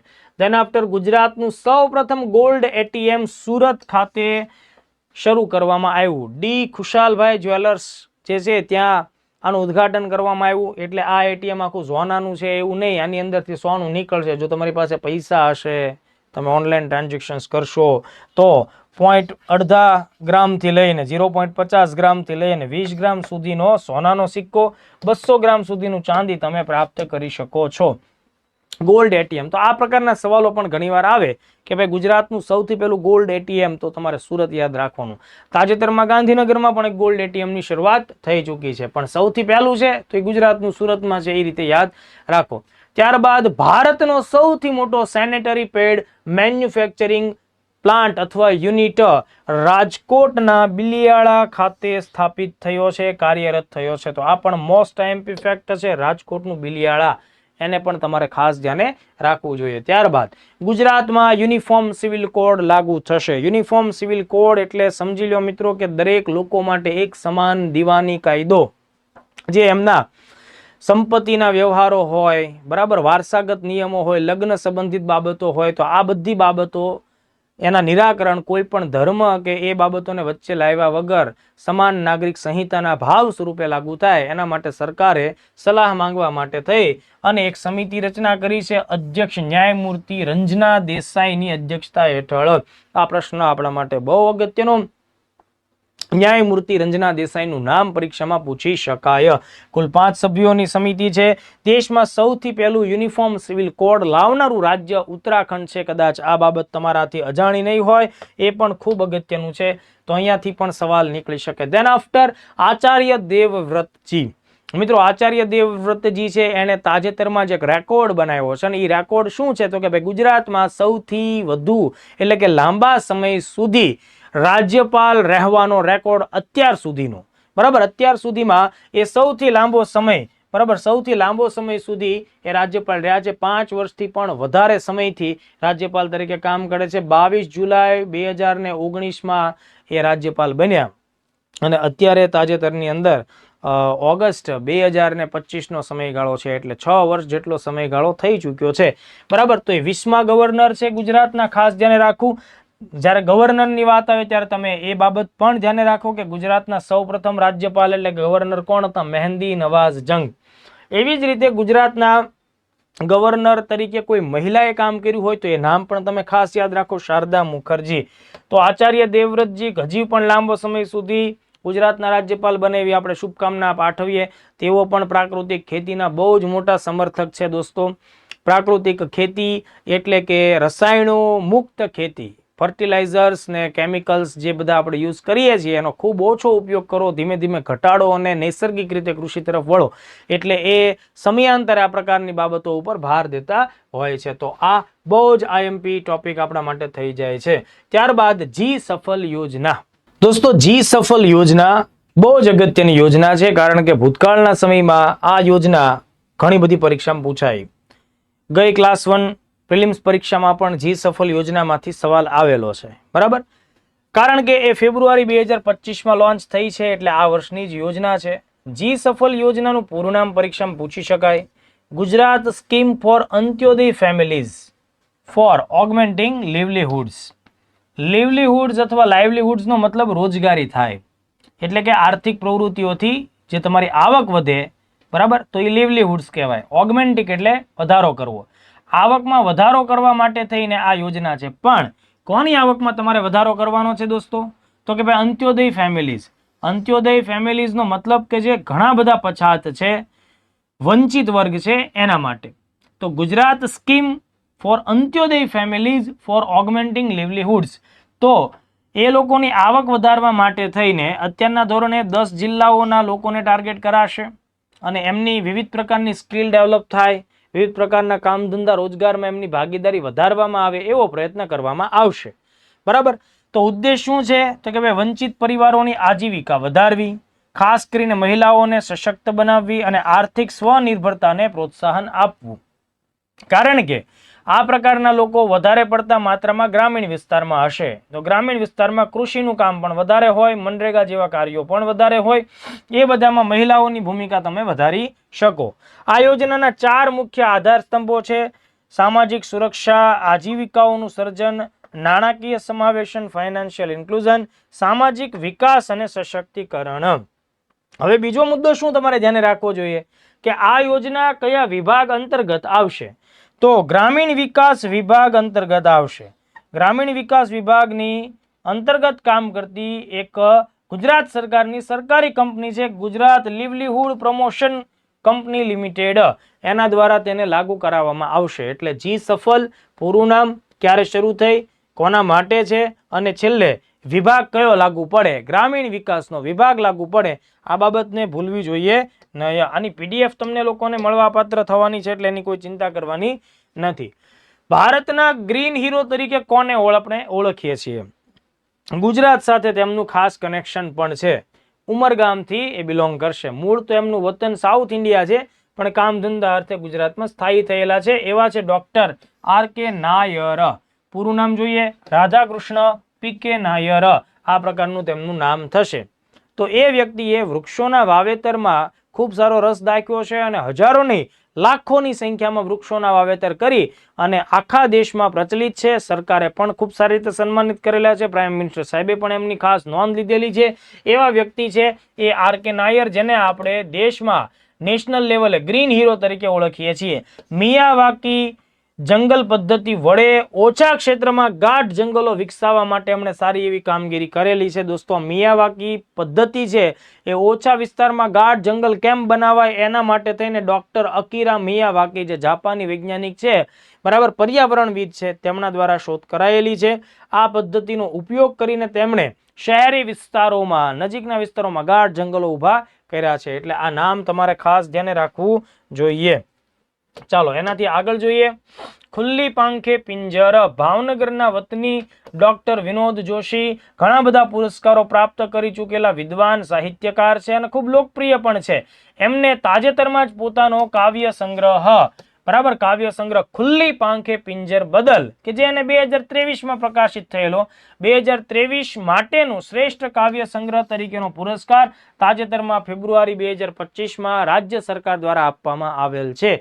એટલે રાજ્ય સરકારે જ્યારે એમને શ્રેષ્ઠ કાવ્ય સંગ્રહ ની ઉપાધિ આપી છે તો આ કાવ્ય સંગ્રહ એટલે કે ખુલ્લી પાંખે પિંજર પૂછી શકાય. બરાબર. રચના કરતા વિનોદ જોશી છે, ભાવનગરના વતની છે. અગાઉના સમયમાં એમણે સેરંધ્રી નામનું એક પ્રબંધ કાવ્ય પણ તૈયાર કરેલું છે અને એના માટેનો સાહિત્ય અકાદમી એવોર્ડ 2023ના વર્ષમાં પણ તેમને મળેલો છે. એટલે આ બી મોસ્ટ આઈએમપી છે, ખાસ ધ્યાન રાખજો.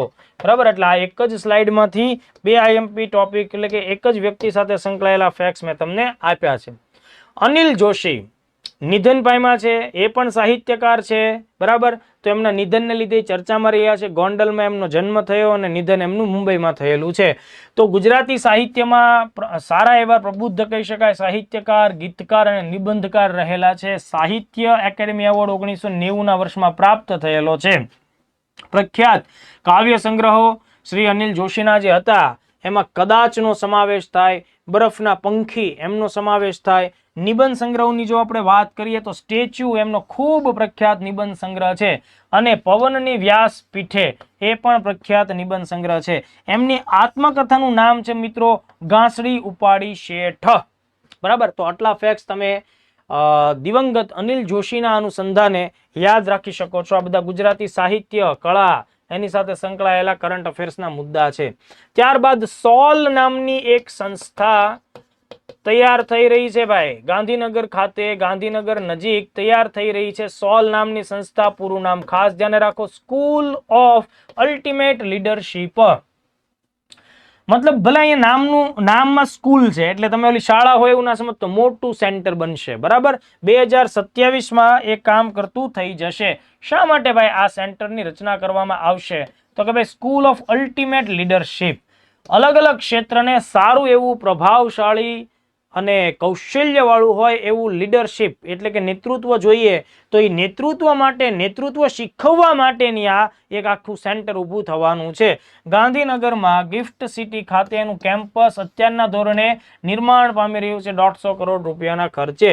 આ જે સેન્ટર છે એમાં જે એડમિશન લેનારા લોકો છે એ ભવિષ્યમાં જાહેર કાર્યો, પબ્લિક સર્વિસ જેમ કે સ્વાસ્થ્ય, શિક્ષણ, ગ્રામીણ વિકાસ, સ્વચ્છતા, આ બધા ફિલ્ડમાં ટોપ લેવલનું મેનેજમેન્ટ કરશે, ટોપ લેવલની લીડરશિપ કરશે. એટલા માટે આ પ્રશ્ન આપણા માટે મહત્વનો છે. પરીક્ષામાં આ પૂછાયેલો ક્વેશ્ચન છે, બરાબર. આ જીપીએસસી ક્લાસ 1-2 ઓકે 1-2 2025 પૂછાઈ ચૂકાયેલો ક્વેશ્ચન છે, એટલે એને ખાસ તમે લોકો ધ્યાને રાખજો. ગ્રેટ નામનું એક નવી સંસ્થા પણ ગુજરાતના અનુસંધાને સામે આવે છે, બરાબર. Gujarat real estate appellate tribunal. મિત્રો, જે પણ રિયલ એસ્ટેટનું ફિલ્ડ છે એટલે કે બાંધકામ ક્ષેત્ર, મકાનોની ખરીદી, લે વેચ, આ બધી જે બાબત છે, બરાબર, એના નિયમો નક્કી કરતો 2016 કાયદો છે રેરા એક્ટ, બરાબર. રેરા એક્ટ 2016 કાયદો લાગુ પડ્યો હતો 1 મે 2017 થી. હવે જ્યારે તમે કોઈ બિલ્ડર કમ્યુનિટી પાસેથી કોઈ મકાન પ્રોપર્ટી ખરીદો છો તો એ રેરા અંતર્ગત રજીસ્ટ્રેશન ધરાવે છે કે કેમ, એ બધી બાબતોનું ચકાસણી પણ આપણે કરતા રહેતા હોઈએ છીએ. આ રેરા નામની સંસ્થાનું કામ એ છે કે કોઈ જાહેર ક્ષેત્રની અંદરના બાબતોમાં, મકાનો, પ્રોપર્ટીની લેવેચ, ફ્લેટ, મકાન વગેરેમાં કોઈ બિલ્ડર લોકોને છેતરી ન જાય, બરાબર, એ બધા નિયમો પ્રમાણે કામ થાય છે કે કેમ એનું ધ્યાન રાખવું, દેખરેખ રાખવી. અને માની લો કે તમે કોઈ પણ બિલ્ડરની ખિલાફમાં ફરિયાદ કરો છો તો એ ફરિયાદ ક્યાં જશે, તો કે આ ટ્રિબ્યુનલમાં જશે, બરાબર. તો એ ટ્રિબ્યુનલ છે એનું નામ ગ્રેટ છે. એટલે રેરા કાયદા અનુસાર કોઈ પણ બિલ્ડર ઉપર કેસ લાગુ પડશે તો ફરિયાદ થશે, તો બરાબર એની જે સુનાવણી છે એ આ સંસ્થા કરશે. તો તાજેતરમાં આનું નિર્માણ, રચના કરવામાં આવી છે, વત્તા સાથે આની ઓનલાઈન કામગીરી કરવા માટે ગ્રેટ નામનું પોર્ટલ પણ અત્યારના સમયે લોન્ચ થયેલું છે. તો તમારે આમાંથી શું ધ્યાન રાખવું પડે?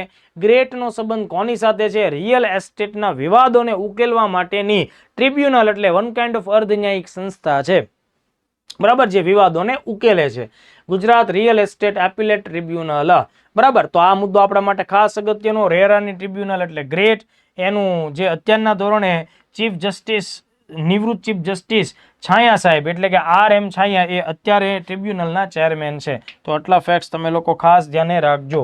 ચાલો નેક્સ્ટ આપણે જોઈએ ભદ્રકાળી માતાની નગર યાત્રા. ફેબ્રુઆરી 2025 પહેલી વખત અમદાવાદમાં નગર દેવી તરીકે પ્રખ્યાત માતાજી ભદ્રકાળી માતા છે, તેમની નગર યાત્રા આયોજિત થઈ હતી. આ 614 વર્ષમાં પહેલી વખત નગર યાત્રાનું આયોજન ભદ્રકાળી માતાના અનુસંધાને કરવામાં આવ્યું. 6.25 કિલોમીટર, 6.25 કિલોમીટરની આ નગર યાત્રા હતી. મતલબ કે જો અમદાવાદમાં જગન્નાથ રથયાત્રા તો ખૂબ ફેમસ છે, પણ પહેલી વખત 614 વર્ષમાં માતાજીની નગર યાત્રા પણ નીકળે, એટલે અહીંયાથી પણ ક્વેશ્ચન આવી શકે. અમદાવાદ 1411 જ્યારે બાદશાહ અહેમદ શાહે તૈયાર કરાવડાવ્યું ત્યારે માતાજીના સ્થાનક માટેની જગ્યાની પણ ફાળવણી પણ થઈ, અને એ જગ્યા થી લઈને અત્યાર સુધી માતાજીનું મંદિર ત્યાં જ છે. એટલે કે તમે 600 વર્ષથી ભદ્રકાળી માતા અમદાવાદનું રક્ષણ કરી રહ્યા છે. ચાલો આગળ જુઓ. ગુનેરી. ગુજરાતમાં કચ્છ જિલ્લામાં લખપત તાલુકામાં આવેલું ગુનેરી નામનું ગામ એ ગુજરાતનું સૌ પ્રથમ જૈવ વિવિધતા વિરાસત સ્થળ તરીકેની પસંદગી પામે છે. બાયોડાયવર્સિટી હેરિટેજ સાઇટ કચ્છમાં આવ્યું છે. મેં તમને વાત કરી એમ એ ઇનલેન્ડ મેંગ્રુવ છે. મેંગ્રુવના ઝાડ સામાન્ય રીતે દરિયાકાંઠાની નજીકના વિસ્તારમાં હોય, પણ વિશ્વમાં માત્ર એવા 10 સ્થળો છે આખા વિશ્વમાં કે જે એવા સ્થળ ઉપર પણ મેંગ્રુવના ઝાડ તમને જોવા મળે છે કે જે દરિયાકાંઠાથી ઘણા દૂર હોય, જેને આપણે ઇનલેન્ડ મેંગ્રુવ કહેતા હોઈએ. મતલબ કે દરિયો ખૂબ દૂર છે. જેમ કે આ જે ગામ છે મિત્રો, ખાસ ધ્યાન રાખો, એ અરબ સાગરથી 45 કિલોમીટર દૂર છે. ઓકે, કોરી ક્રીકથી 4 કિલોમીટરના અંતરે છે. એટલે કહેવાનો ભાવાર્થ એમ કે દરિયાથી 45 કિલોમીટર દૂર રહેલી જમીન ઉપર પણ તમને મેંગ્રુવના ઝાડ જોવા મળ્યા. તો આ જે જંગલ વિસ્તાર આવેલો છે એ ગુનેરી ગામે છે. એટલે શું, હવે આ જ્યારે ઇનલેન્ડ મેંગ્રુવ હશે તો માત્ર વનસ્પતિની વાત નથી, ત્યાં અનેક પ્રકારના પક્ષીઓ કે અનેક પ્રકારના પ્રાણીઓનું નિવાસસ્થાન પણ હશે, એટલે બાયોડાયવર્સિટી હોય.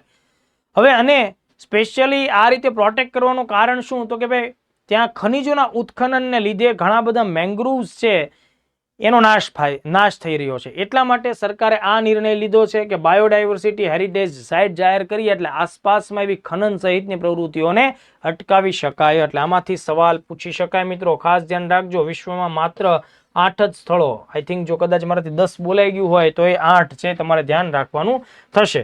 તો ગુનેરી ગામ પરીક્ષા માટે આઈએમપી નહીં પણ મોસ્ટ આઈએમપી છે, આ બાબતને એકદમ ધ્યાને રાખજો.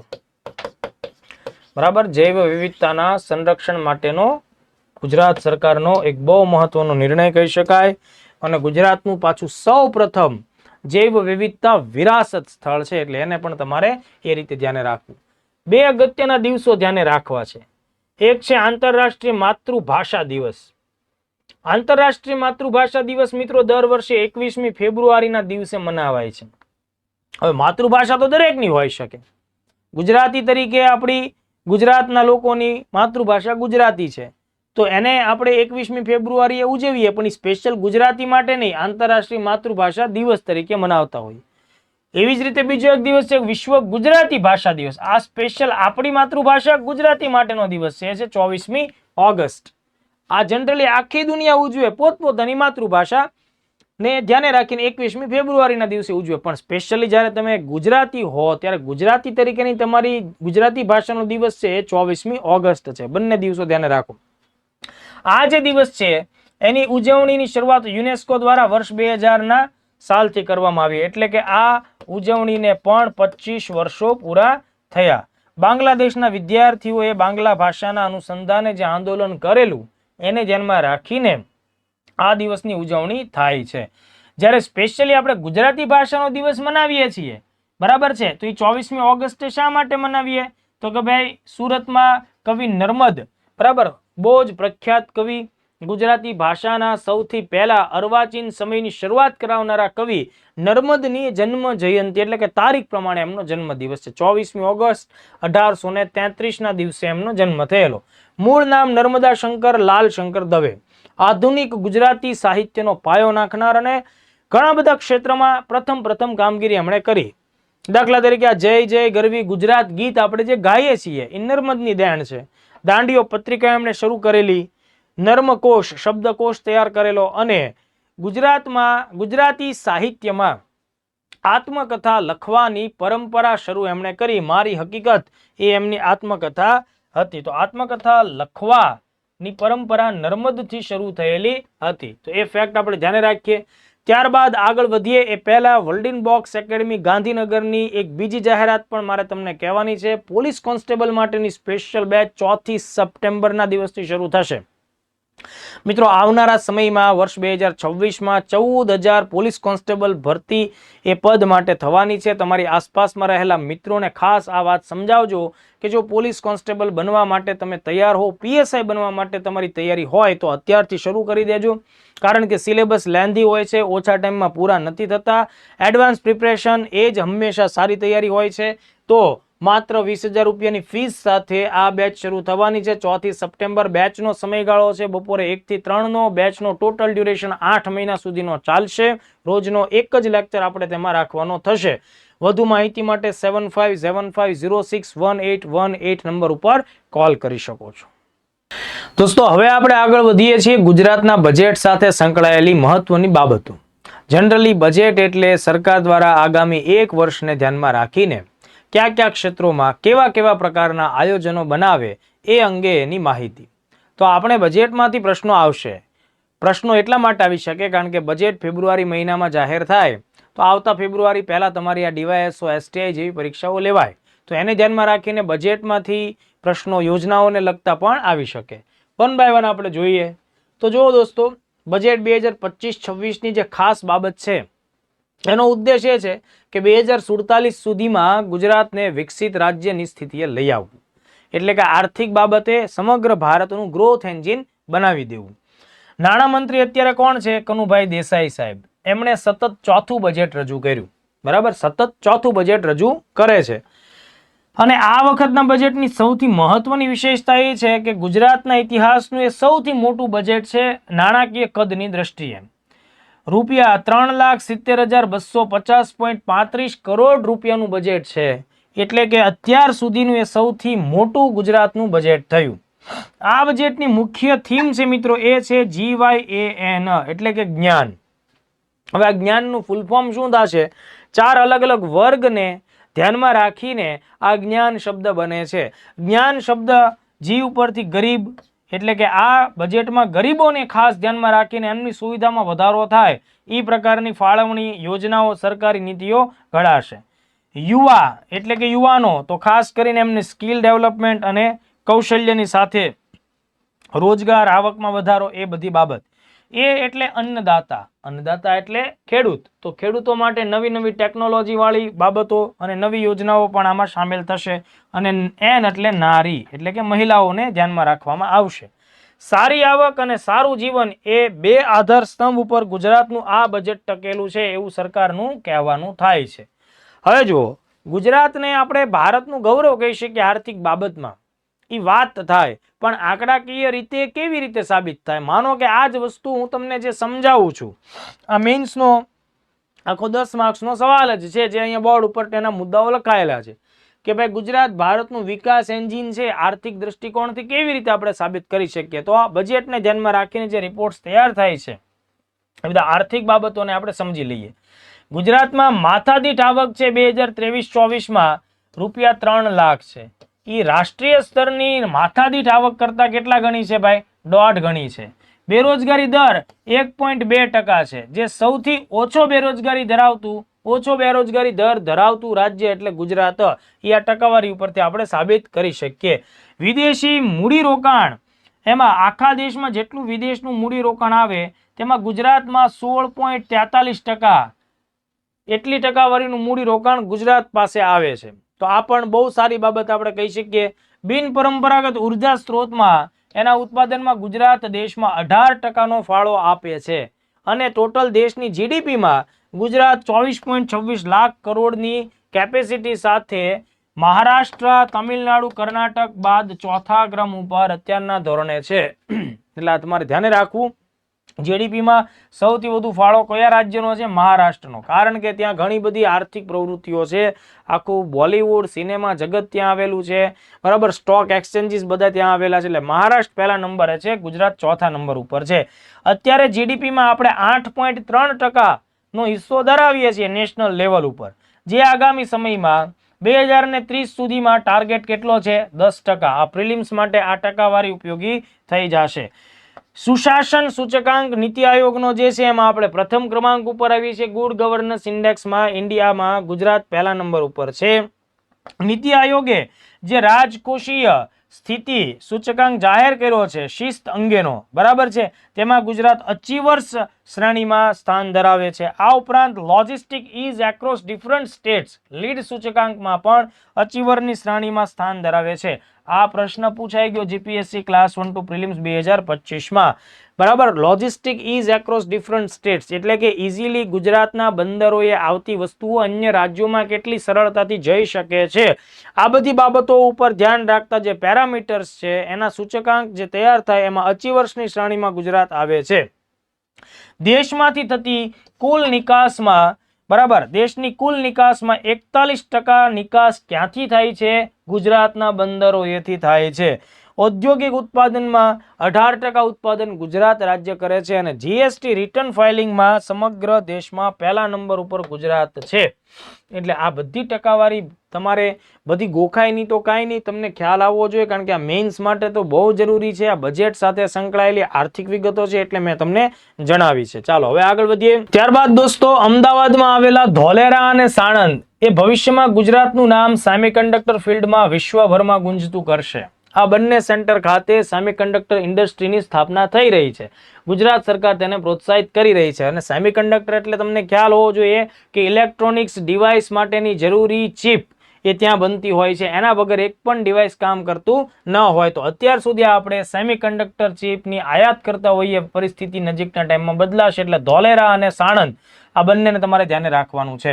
ત્યારબાદ ગરીબો માટે રહેઠાણની જરૂરિયાતોને ધ્યાનમાં રાખીને સરકારે પોતાના ગરીબો માટે ઘરના ઘર માટે 3 લાખથી વધુ આવાસોને મંજૂરી આપેલી છે અને મકાન દીઠ લાભાર્થીને અત્યાર સુધી 1,20,000 રૂપિયા સુધીની સબસિડી મળતી હતી, તેમાં વધારો કરી 50,000 રૂપિયાનો વધારો કરી 1,70,000 રૂપિયા સુધીની સહાયતા આપવાને આ બજેટ મંજૂરી આપે છે. ત્યારબાદ શાળામાં ભણતા નાના બાળકો એટલે કે પ્રી પ્રાઇમરી સ્કૂલ્સથી લઈને 8મા ધોરણ સુધીના બાળકોને હવે શાળામાં મિડ ડે મીલની સાથોસાથ જ્યારે શૈક્ષણિક કામગીરી શરૂ થાય છે એની પહેલા સવારમાં નાસ્તો આપવા માટેની યોજના પણ ડિસેમ્બર 24 થી શરૂ થઈ ચૂકી છે. મુખ્યમંત્રી પૌષ્ટિક અલ્પાહાર યોજના, બરાબર. હવે આ જે આખું આયોજન છે આશરે 600 કરોડથી પણ વધારે રૂપિયાની ફાળવણી સાથેનું છે, બરાબર. તો ડિસેમ્બર 24 થી શરૂ થયું. 32,277 શાળાના ટોટલ 41 લાખ વિદ્યાર્થીઓ આમાં સામેલ છે.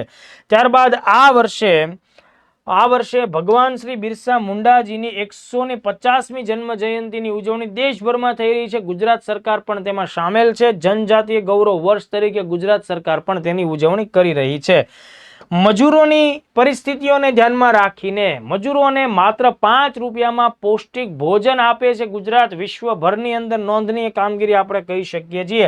શ્રમિક અન્નપૂર્ણા યોજના, માત્ર 5 રૂપિયાના દરે નજીવા દરે ભોજન વિતરણ થઈ રહ્યું છે. ગુજરાતના 290 જેટલા કડિયા નાકા કેન્દ્રો હોય અલગ અલગ જગ્યાએ, ત્યાં આ પ્રકારનું કામ ચાલી રહ્યું છે. આ ઉપરાંત આ શ્રમિકો માટે મુખ્યમંત્રી શ્રમિક બસેરા યોજના માટે પણ સરકારે 200 કરોડ રૂપિયાની ફાળવણી કરેલી છે. મતલબ શ્રમિકોની જરૂરિયાતોને ધ્યાનમાં રાખીને કામ કરવાના સ્થળની નિયર બાય નાના મકાનો બનાવી આપવાની આ યોજના છે. દિવ્યાંગોની પરિસ્થિતિઓને ધ્યાનમાં રાખીને સંત સુરદાસ યોજના હેઠળ 80% ના સ્થાન ઉપર હવેથી 60% કે એનાથી વધુ દિવ્યાંગતા ધરાવતા જે કાંઈ પણ લોકો હશે એવા આશરે 85,000 થી પણ વધુ લોકોને વાર્ષિક રૂપિયા 12,000ની સહાયતા આપવામાં આવશે. અત્યાર સુધીની સ્થિતિ એવી હતી કે જો કોઈ એવા વ્યક્તિને 80% કે એનાથી જો વધારે દિવ્યાંગતા હોય તો એમને દર મહિને રૂપિયા 1,000 લેખે વાર્ષિક 12,000ની સહાયતા મળતી, પણ હવે 60% એટલા ક્રાઇટેરિયા ઘટાડી દેવાથી ઘણા બધા લોકોને એનો ફાયદો થશે. કિસાન ક્રેડિટ કાર્ડ યોજના અંતર્ગત કેન્દ્ર સરકારના પોતાના બજેટમાં કિસાનોને ધિરાણની મર્યાદા 3 લાખ રૂપિયાથી વધારીને 5 લાખ રૂપિયા કરવામાં આવી છે. તો ગુજરાત પણ આ પ્રકારે સપોર્ટમાં રહેશે. ટ્રેક્ટરની ખરીદીમાં સહાયતામાં વધારો થઈને 1 લાખ રૂપિયા સુધીની સહાયતા મળવા પાત્ર થશે. મોસ્ટ આઈએમપી આ બાબત છે, તમે એને ખાસ ધ્યાને રાખજો. ખાસ ધ્યાને એટલા માટે રાખવાનું છે કે આ સવાલ આવશે. ગીર ગાયના સંવર્ધન, સંરક્ષણ અને આનુવંશિક ઓલાદ સુધારણા માટેનું આધુનિક કેન્દ્ર ધરમપુર ખાતે સ્થપાશે. પણ યાદ રાખજો, આ ધરમપુર એટલે પોરબંદર વાળું ધરમપુર, વલસાડ વાળું નહીં. એટલે અહીંયા જિલ્લો પૂછાય તો પોરબંદર જિલ્લો તમારે ધ્યાનમાં રાખવું પડશે. મહિલાઓની આત્મનિર્ભરતામાં આર્થિક ક્ષેત્રમાં વધારો થાય એટલા માટે સખી સાહસ યોજનાને 100 કરોડ રૂપિયાની ફાળવણી કરેલી છે. આ બધા આઈએમપી મુદ્દા. ધેન આફ્ટર નીતિ આયોગે દેશભરમાં 4 વિસ્તારોને 4 જિલ્લાઓને પસંદ કર્યા છે ભવિષ્યના ગ્રોથ સેન્ટર્સ બનાવવા માટે. તો દેશભરમાં જે 4 ગ્રોથ હબ સેન્ટર્સ આગામી સમયમાં નિર્માણ પામશે એમાં મુંબઈ, સુરત, વારાણસી અને વિશાખાપટ્ટનમનો સમાવેશ થાય. તો તમારે અહીંયા સુરતને ધ્યાને રાખવું છે. પ્રીવિયસ યર ક્વેશ્ચન છે, પૂછાઈ ગયો આ સવાલ, બરાબર. તો સુરત છે, સુરત ઇકોનોમિક રિજિયનનો નીતિ આયોગે સમાવેશ કર્યો છે. તો જેમ સુરતનો સમાવેશ કર્યો છે ટોટલ દેશના 4 આર્થિક ક્ષેત્રે પ્રગતિ પામનારા વિસ્તારોમાં, એવી જ રીતે ગુજરાતમાં કુલ 6 ગ્રોથ હબનો વિકાસ થશે. એમાં સુરત તો છે જ, અમદાવાદ, રાજકોટ, વડોદરા, બરાબર. સૌરાષ્ટ્રના દરિયાકાંઠાના વિસ્તારો અને કચ્છને પણ અલગથી ગ્રોથ હબમાં સ્થાન મળશે. એટલે અહીંયાથી પણ પ્રશ્ન આવી શકે. આપણે અગાઉ વાત કરી છે એમ ગુજરાત રાજ્ય ઇન્સ્ટિટ્યુશન ફોર ટ્રાન્સફોર્મેશન ગ્રીટની સ્થાપના પણ ઓલરેડી થઈ ચૂકી છે. રાજ્યની અંદરના સેવા ક્ષેત્ર, સર્વિસ સેક્ટરમાં વિકાસ સારી રીતે પામી શકાય, એના અવરોધોને દૂર કરી શકાય એટલા માટે એક નવું જ આખું સંસ્થા સર્વિસ સેક્ટર કમિશનરેટ નામની સરકારી નવી સંસ્થાનું નિર્માણ પણ સરકાર આગામી સમયમાં કરશે. ગુજરાત માત્ર આર્થિક બાબતોમાં આગળ હોય એવું નથી, ઉર્જાના ઉત્પાદનના ક્ષેત્રમાં પણ ગુજરાત બાકીના રાજ્યો સાથે સારી હરીફાઈ કરી રહ્યું છે. ઉર્જા સુરક્ષા બાબતે ગુજરાતનો જે લક્ષ્યાંક છે તમારે ખાસ ધ્યાને રાખવો જોઈએ. 2030ના વર્ષ સુધીમાં પુનઃપ્રાપ્ય એટલે કે પર્યાવરણના દ્રષ્ટિકોણથી ઇકો ફ્રેન્ડલી કહી શકાય એવી ઉર્જા ગ્રીન એનર્જીમાં 100 ગીગાવોટનો લક્ષ્યાંક ગુજરાતનો અત્યારના ધોરણે જોવા મળી રહ્યો છે. હાલમાં કચ્છના ખાવડા પાસે 37 ગીગાવોટ વિશ્વનો સૌથી મોટો રિન્યુએબલ હાઇબ્રિડ એનર્જી પાર્ક નિર્માણ પામી રહ્યો છે. આ ઉપરાંત જ્યારે રોડ રસ્તાની વાત આપણે જો કરીએ તો બજેટમાં ગરવી ગુજરાત હાઈ સ્પીડ કોરિડોરની રચના પાછળ મતલબ કે એવા 1367 કિલોમીટરનો રોડ, નવા 12 રોડ બને એ પ્રકારનું આયોજન છે, જેની અંદર 2 એક્સપ્રેસ વે પણ છે. જે પૈકીનો સૌથી પહેલો એક્સપ્રેસ વે છે એ છે નમો શક્તિ એક્સપ્રેસ વે, જે ડીસા બનાસકાંઠાથી પીપાવાવ અમરેલીને જોડશે, મતલબ દરિયાકાંઠાથી લઈને કૃષિ ક્ષેત્રો સુધી જશે. બીજો જે એક્સપ્રેસ વે છે મિત્રો એ સોમનાથ દ્વારકા એક્સપ્રેસ વે. તો આ સાંસ્કૃતિક અને ધાર્મિક મહત્વને ઇન્ડિકેટ કરે છે, એટલે આ બે બાબતો તમારે ધ્યાને રાખવાની છે. આ ઉપરાંત દાહોદમાં નવું એરપોર્ટ ગ્રીનફિલ્ડ એરપોર્ટ નિર્માણ પામશે, એટલે અહીંયાથી પણ સવાલ આવી શકે ગુજરાતે કયા શહેરમાં બરાબર કયા જિલ્લામાં ગ્રીનફિલ્ડ એરપોર્ટની સ્થાપના અને આ બજેટમાં સ્થાન આપ્યું દાહોદ. મેં હમણાં તમને જણાવ્યું એ મુજબ વર્ષ 2025ને શહેરી વિકાસ વર્ષ તરીકે ઉજવવામાં આવશે, એની જાહેરાત એ અંગેનો ઉલ્લેખ પણ બજેટમાં જોવા મળે છે. અમદાવાદમાં એક નવી સંસ્થા સ્થપાશે, ન્યુરોલોજી ઇન્સ્ટિટ્યૂટ. મેડિકલ ફિલ્ડ સાથે, લોકોના સ્વાસ્થ્ય સાથે ન્યુરોલોજીના જે કાંઈ પ્રોબ્લેમ્સ છે, સમસ્યાઓ સામે આવે છે, તો તેને ધ્યાનમાં રાખીને નવી ઇન્સ્ટિટ્યૂટ સ્થપાશે. એવી જ રીતે રાજ્ય સ્તર ઉપર સાયબર સેન્ટર ઓફ એક્સેલન્સની સ્થાપના થશે, મતલબ નોંધનીય કેન્દ્ર સ્થપાશે. ઓલરેડી અગાઉ પણ સાયબર આશ્વસ્ત જેવી સંસ્થાઓ ગુજરાતમાં કામ કરે જ છે, પણ આ એના ઉપરાંતની સંસ્થા રહેશે. દરેક જિલ્લા દીઠ સાયબર ફોરેન્સિક લેબ સ્થપાશે એવી વાત પણ આ બજેટમાં થઈ છે. એન્ટી નાર્કોટિક્સ ટાસ્ક ફોર્સની રચનાને સરકારે તાજેતરમાં જ મંજૂરી આપી છે, એનો ઉલ્લેખ પણ બજેટમાં છે. નાર્કોટિક્સ એટલે નશાકારક પદાર્થો. નશાકારક પદાર્થો પાકિસ્તાન પ્રેરિત હોય છે, એ આ બાજુ આવતા હોય છે, દરિયાઈ માર્ગે ગુજરાતમાં ઘૂસતા હોય છે અને ગુજરાતના શહેરોમાં યુવાનોને પોતાના ટાર્ગેટ બનાવે.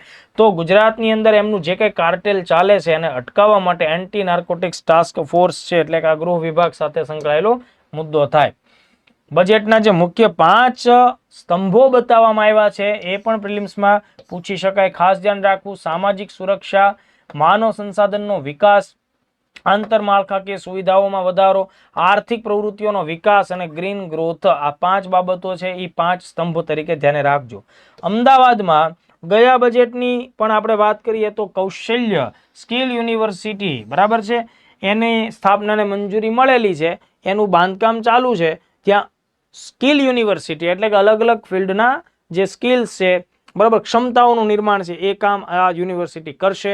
એનું બાંધકામ અત્યારના ધોરણે ચાલી રહ્યું હોવાને લીધે આ ચાલુ બજેટમાં પણ એને 27 કરોડ રૂપિયાની ફાળવણી થઈ. તો પરીક્ષામાં પૂછાય ગુજરાતની કૌશલ્ય સ્કિલ યુનિવર્સિટી કઈ જગ્યાએ આકાર પામે છે? અમદાવાદ. તો એ પ્રશ્ન પણ તમને આવડવો જોઈએ. ત્યારબાદ મિત્રો ભરૂચના જંબુસર ખાતે બલ્ક ડ્રગ પાર્ક એટલે દવાઓના ઉત્પાદન માટે સ્પેશિયલી સરકાર સુવિધાઓ ઊભી કરશે. એવી જ રીતે પીએમ મિત્રા યોજના હેઠળ કાપડ ઉદ્યોગને આગળ લાવવા માટે નવસારીમાં પીએમ મિત્ર પાર્કની સ્થાપના થઈ રહી છે. આ બે બાબત છે એ જૂના બજેટમાં પણ સ્થાન ધરાવે છે અને અત્યારે પણ એને વધારે ફાઇનાન્સની જરૂર હોય એ મુજબ ફાળવણી થયેલી છે, એટલે આ બંનેમાંથી સીધો જ પ્રશ્ન આવી શકે. એવી જ રીતે રાજ્યના જેટલા પણ હેન્ડલૂમ સેક્ટરના કારીગરો છે, એટલે કે દેશભરના હાથશાળ અને હસ્તકલાના કારીગરોને કાયમી ધોરણે માર્કેટિંગ માટે મંચ પૂરું કરવા માટે અર્બન હાટની સ્થાપના થશે. કઈ જગ્યાએ થશે? વડોદરા અને ડીસા ખાતે થશે. આ બહુ જ મહત્વનો મુદ્દો છે. હાથશાળ અને હસ્તકલા છે દોસ્તો, એ ભારતમાં રોજગાર સર્જનના બહુ જ મોટા ક્ષેત્રો છે. એમને કાયમના ધોરણે માર્કેટિંગ કરવા માટે 2 જગ્યા ઉપર અર્બન હાટ એટલે બહુ મોટા મેગા મોલ બનશે બરાબર, અર્બન હાટ સ્વરૂપે વડોદરામાં અને ડીસામાં. મેગા ફૂડ પાર્ક બનશે કચ્છમાં, અમદાવાદ, જુનાગઢ, વડોદરા અને હાલોલમાં. નવી કૃષિ કોલેજ જામનગર ખાતે બનશે અને મંજૂરી આપી દેવામાં આવી છે. બનાસકાંઠાના થરાદ ખાતે ખૂબ આઈએમપી કૃષિ એન્જિનિયરિંગ કોલેજ, મતલબ કૃષિ ફિલ્ડમાં એન્જિનિયરિંગ જરૂરિયાતોના જે કોર્સ હોય એને ધ્યાનમાં રાખીને કોલેજની સ્થાપના થશે. આ ઉપરાંત ગયા વર્ષે 25મી ડિસેમ્બર 2024 એટલે કે રાષ્ટ્રીય સુશાસન દિવસે મારી યોજના નામનું પોર્ટલ શરૂ કરવામાં આવ્યું છે, જેમાં ગુજરાત સરકારની વિવિધ પ્રજાલક્ષી યોજનાઓની માહિતી સામાન્ય નાગરિકોને એક જ સિંગલ પ્લેટફોર્મ ઉપરથી પ્રાપ્ત થાય એટલા માટે મારી યોજના પોર્ટલ સરકારે શરૂ કરેલું છે. મતલબ આ એક એવું વેબસાઇટ છે કે જેના ઉપર જવાથી તમને ગુજરાત સરકારની ઘણી બધી 280 જેટલી યોજનાઓ, બરાબર, જે અલગ અલગ સેગમેન્ટ સાથે સંકળાયેલી હોય, બરાબર, તો એ બધાની માહિતી તમને સિંગલ પોર્ટલ ઉપર મળશે. આ ઉપરાંત ગુજરાત કેટલીક બાબતોમાં આગળ પડતા ક્રમ ઉપર છે, જેમ કે વન વિસ્તારની બહાર એટલે કે જંગલ ક્ષેત્ર સિવાય અર્બન એરિયા વગેરેમાં વૃક્ષોના આવરણની બાબતે ગુજરાત છે એ પ્રથમ ક્રમાંક ઉપર છે. રાજ્ય વન કવચ અત્યારે યોજના ચાલી રહી છે. રાજ્ય વન કવચ અંતર્ગત ગુજરાતમાં શહેરોમાં અલગ અલગ વિસ્તારોમાં વન કવચ વધારવામાં આવ્યું છે, જેમાં મિયાવાકી પદ્ધતિનો ઉપયોગ થાય છે. તમે ખાસ કરીને મેંગ્રુવના કેસમાં જાણતા હશો કે સૌથી વધુ મેંગ્રુવ ગુજરાતમાં બંગાળની અંદર છે, સુંદરવન વિસ્તારમાં. ત્યારબાદ બીજા નંબર ઉપર ગુજરાત આવે છે, બરાબર. તો મિષ્ટી કાર્યક્રમ મેંગ્રુવની જાળવણી સાથે છે, બરાબર. મિષ્ટી કાર્યક્રમ મેં તમને અગાઉ મારી આ જ લેક્ચર શ્રેણીમાં મિષ્ટી કાર્યક્રમ ડિટેલમાં સમજાવેલો છે, પણ તમને પરીક્ષામાં અત્યારના ધોરણે આ પ્રકારનો સવાલ આવે છે, બરાબર. તો મિષ્ટી કાર્યક્રમ મેંગ્રુવની જાળવણી સાથે સંકળાયેલો છે. મિષ્ટી કાર્યક્રમ અંતર્ગત ગુજરાતનું પરફોર્મન્સ સમગ્ર દેશમાં પહેલા નંબર ઉપર રહે છે, એટલે પર્યાવરણીય બાબતો પણ તમારે ધ્યાનમાં રાખવાની.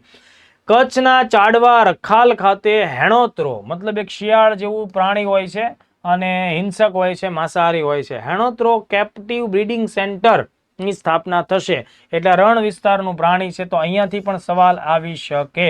ડીસા ખાતે નવું પ્રાણી સંગ્રહાલય પણ નજીકના ટાઈમમાં આકાર પામશે.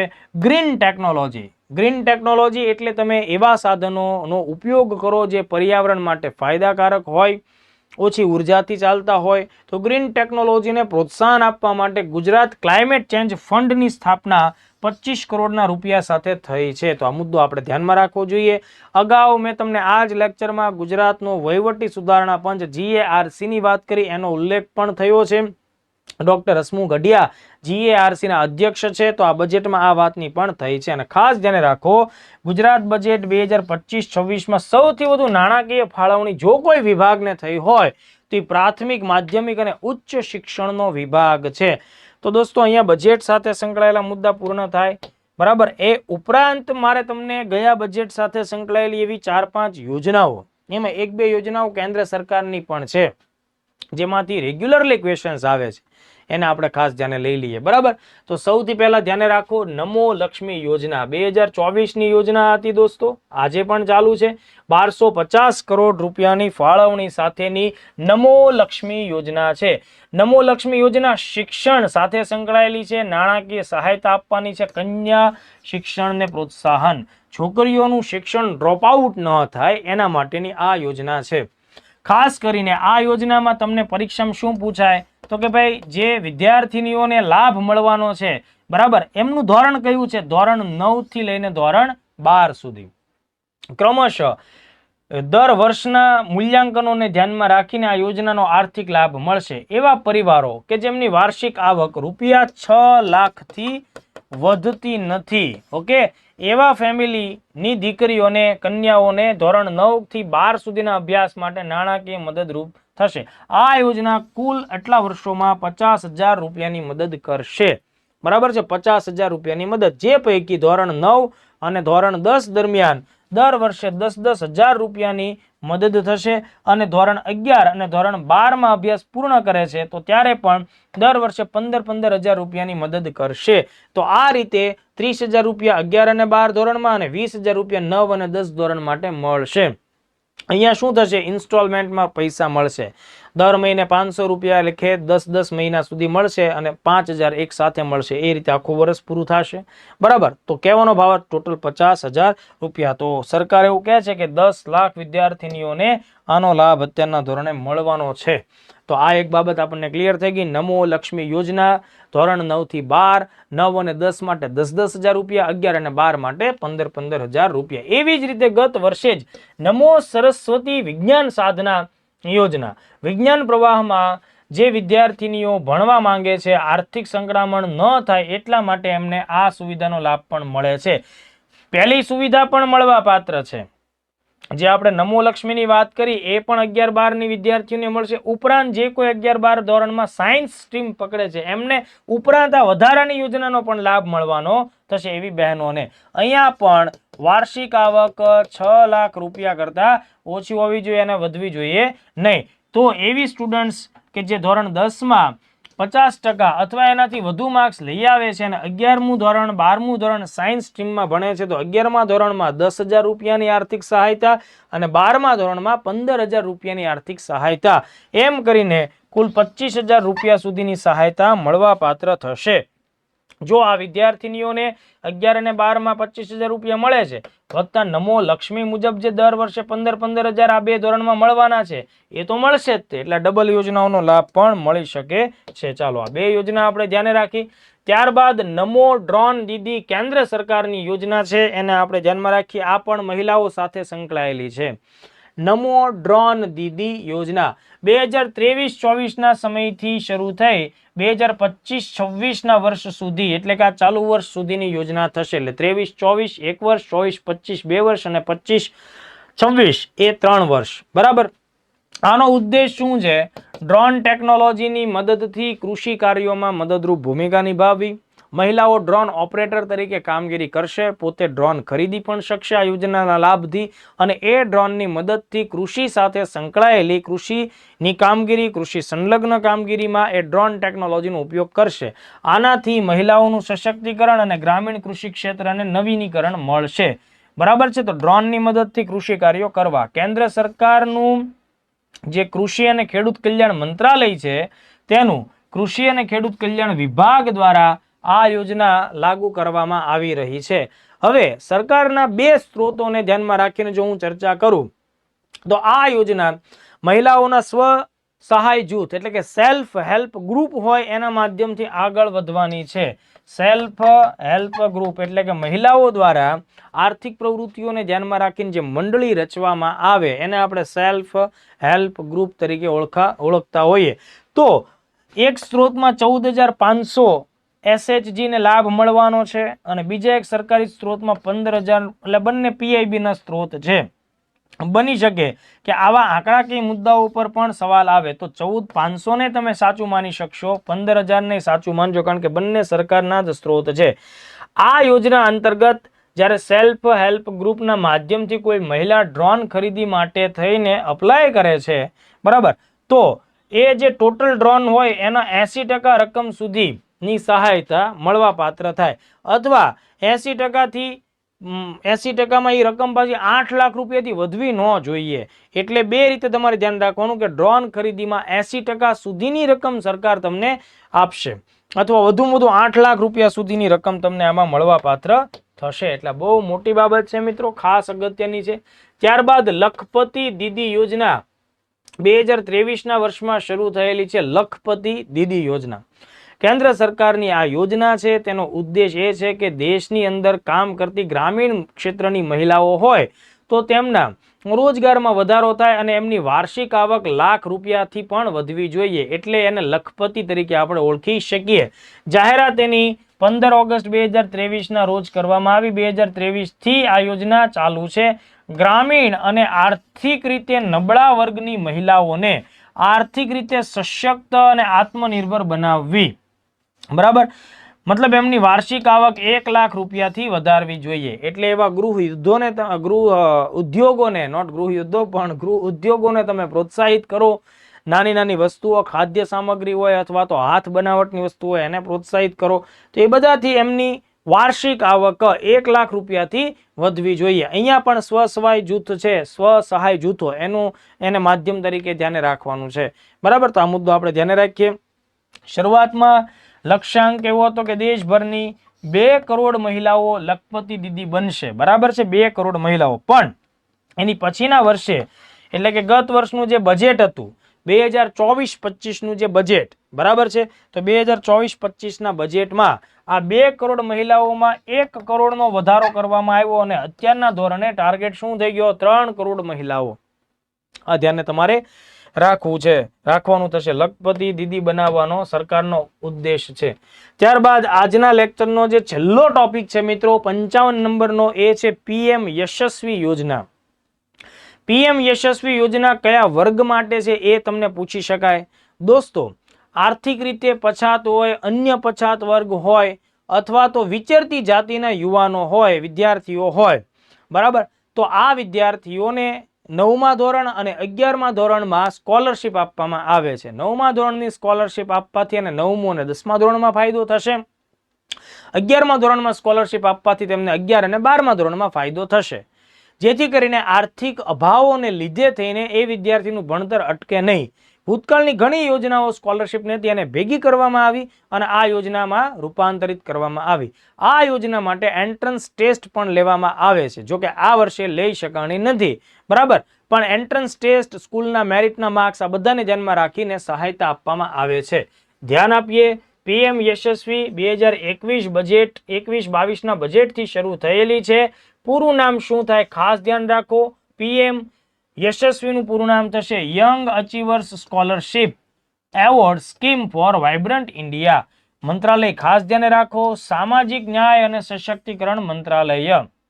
તમને એમ થાય કે શાળાનો મુદ્દો છે તો શિક્ષણ મંત્રાલય હશે, પણ આ સામાજિક ન્યાય સશક્તિકરણ મંત્રાલયની યોજના છે. હવે આ યોજના હેઠળ કોને કોને સ્થાન મળશે? તો ભાઈ ઓબીસી, અધર બેકવર્ડ ક્લાસીસ, એટલે કે અન્ય પછાત વર્ગમાં આવતા વિદ્યાર્થીઓ, આર્થિક રીતે પછાત વર્ગ હોય એટલે કે ઇકોનોમિકલી બેકવર્ડ ક્લાસીસ, અને ડી નોટિફાઈડ નોમાડી ટ્રાઇબ્સ એટલે કે ઘુમંતુ કે વિચરતી જાતિ હોય, ડીએનટી, બરાબર છે, એ વર્ગના વિદ્યાર્થીઓને લાભ મળશે. પરિવારની વાર્ષિક આવક ₹2.5 લાખથી ઓછી હોવી જોઈએ. ખાસ ધ્યાન રાખજો, વિદ્યાર્થી ધોરણ 9 અથવા ધોરણ 11માં હોય ત્યારે એની એન્ટ્રન્સ ટેસ્ટ અથવા સ્કોલરશિપ ટેસ્ટ આપી શકે છે અને એના આધારે એને આ લાભ મળે છે. ધોરણ 9 અને 10 માટેનો જે અભ્યાસ છે એના માટે ₹75,000 ફાળવણી થાય આ યોજના હેઠળ, અને 11 અને 12 ધોરણ માટે ₹1.25 લાખની સ્કોલરશિપ મળવા પાત્ર થાય છે. બીજું શું યાદ રાખો, મતલબ આ આંકડા તમને પરીક્ષામાં પૂછી શકાય. બીજું, આ યોજના હેઠળ અગાઉ જે કેટલીક વિવિધ યોજનાઓ ચાલતી હતી ને એનો સમન્વય કરવામાં આવ્યો. જો આ પ્રકારના પ્રશ્નો ક્લાસ 1-2માં ખાસ પૂછાય છે. જ્યારે કોઈ યોજના ભૂતકાળની યોજનાનું સમન્વય સ્વરૂપ ધારણ કરે, એટલે કે અલગ અલગ ચાલતી 3-4 યોજનાને ભેગી કરી દેવામાં આવે, તો આ એંગલ ખાસ પ્રિલિમ્સમાં પૂછાતો હોય છે. તો અગાઉ doctor Ambedkar post matric scholarship, doctor Ambedkar pre matric અને પોસ્ટ મેટ્રિક સ્કોલરશિપ જે ચાલતી હતી એ બધી ભેગી કરી નાખવામાં આવી છે રાષ્ટ્રીય સ્તરની સ્કોલરશિપ યોજનામાં. નેશનલ સ્કોલરશિપ યોજના તરીકે તમારે પીએમ યશસ્વીને યાદ રાખવાની. તો આઈ થિંક આટલા મુદ્દાઓ તમે લોકો જે સમજ્યા, બરાબર, ભણ્યા, એ બધા મુદ્દાઓ પરીક્ષા માટે ખૂબ ઉપયોગી છે. દોસ્તો, મેં તમને લોકોને અગાઉ એક સાથે ઘણા બધા ટોપિક્સ ભણાવ્યા છે.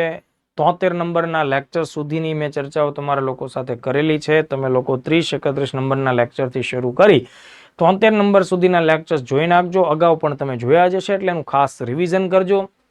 મેં પૂરતો પ્રયત્ન એ બાબતમાં કર્યો છે. હજી હું પ્રયત્ન કરીશ કે આ 74 નંબરનો લેક્ચર જે રીતે લીધો છે એ જ રીતે હજુ આ પરીક્ષા પહેલા નજીકના 2-3 મહિનામાં વધુ ઉપયોગી મને લાગતા હોય મુદ્દાઓ કદાચ આપણે પાછલા લેક્ચર્સમાં ચૂક્યા હોય તો એને પણ આપણે કવર કરી લેશું. આ લેક્ચર્સ તમારા મિત્રો સાથે પણ શેર કરજો. અચૂકપણે વર્લ્ડ ઇન બોક્સને તમારો ખૂબ સારો પ્રેમ આપજો. મળીએ. જય હિન્દ, જય ભારત. Thank you.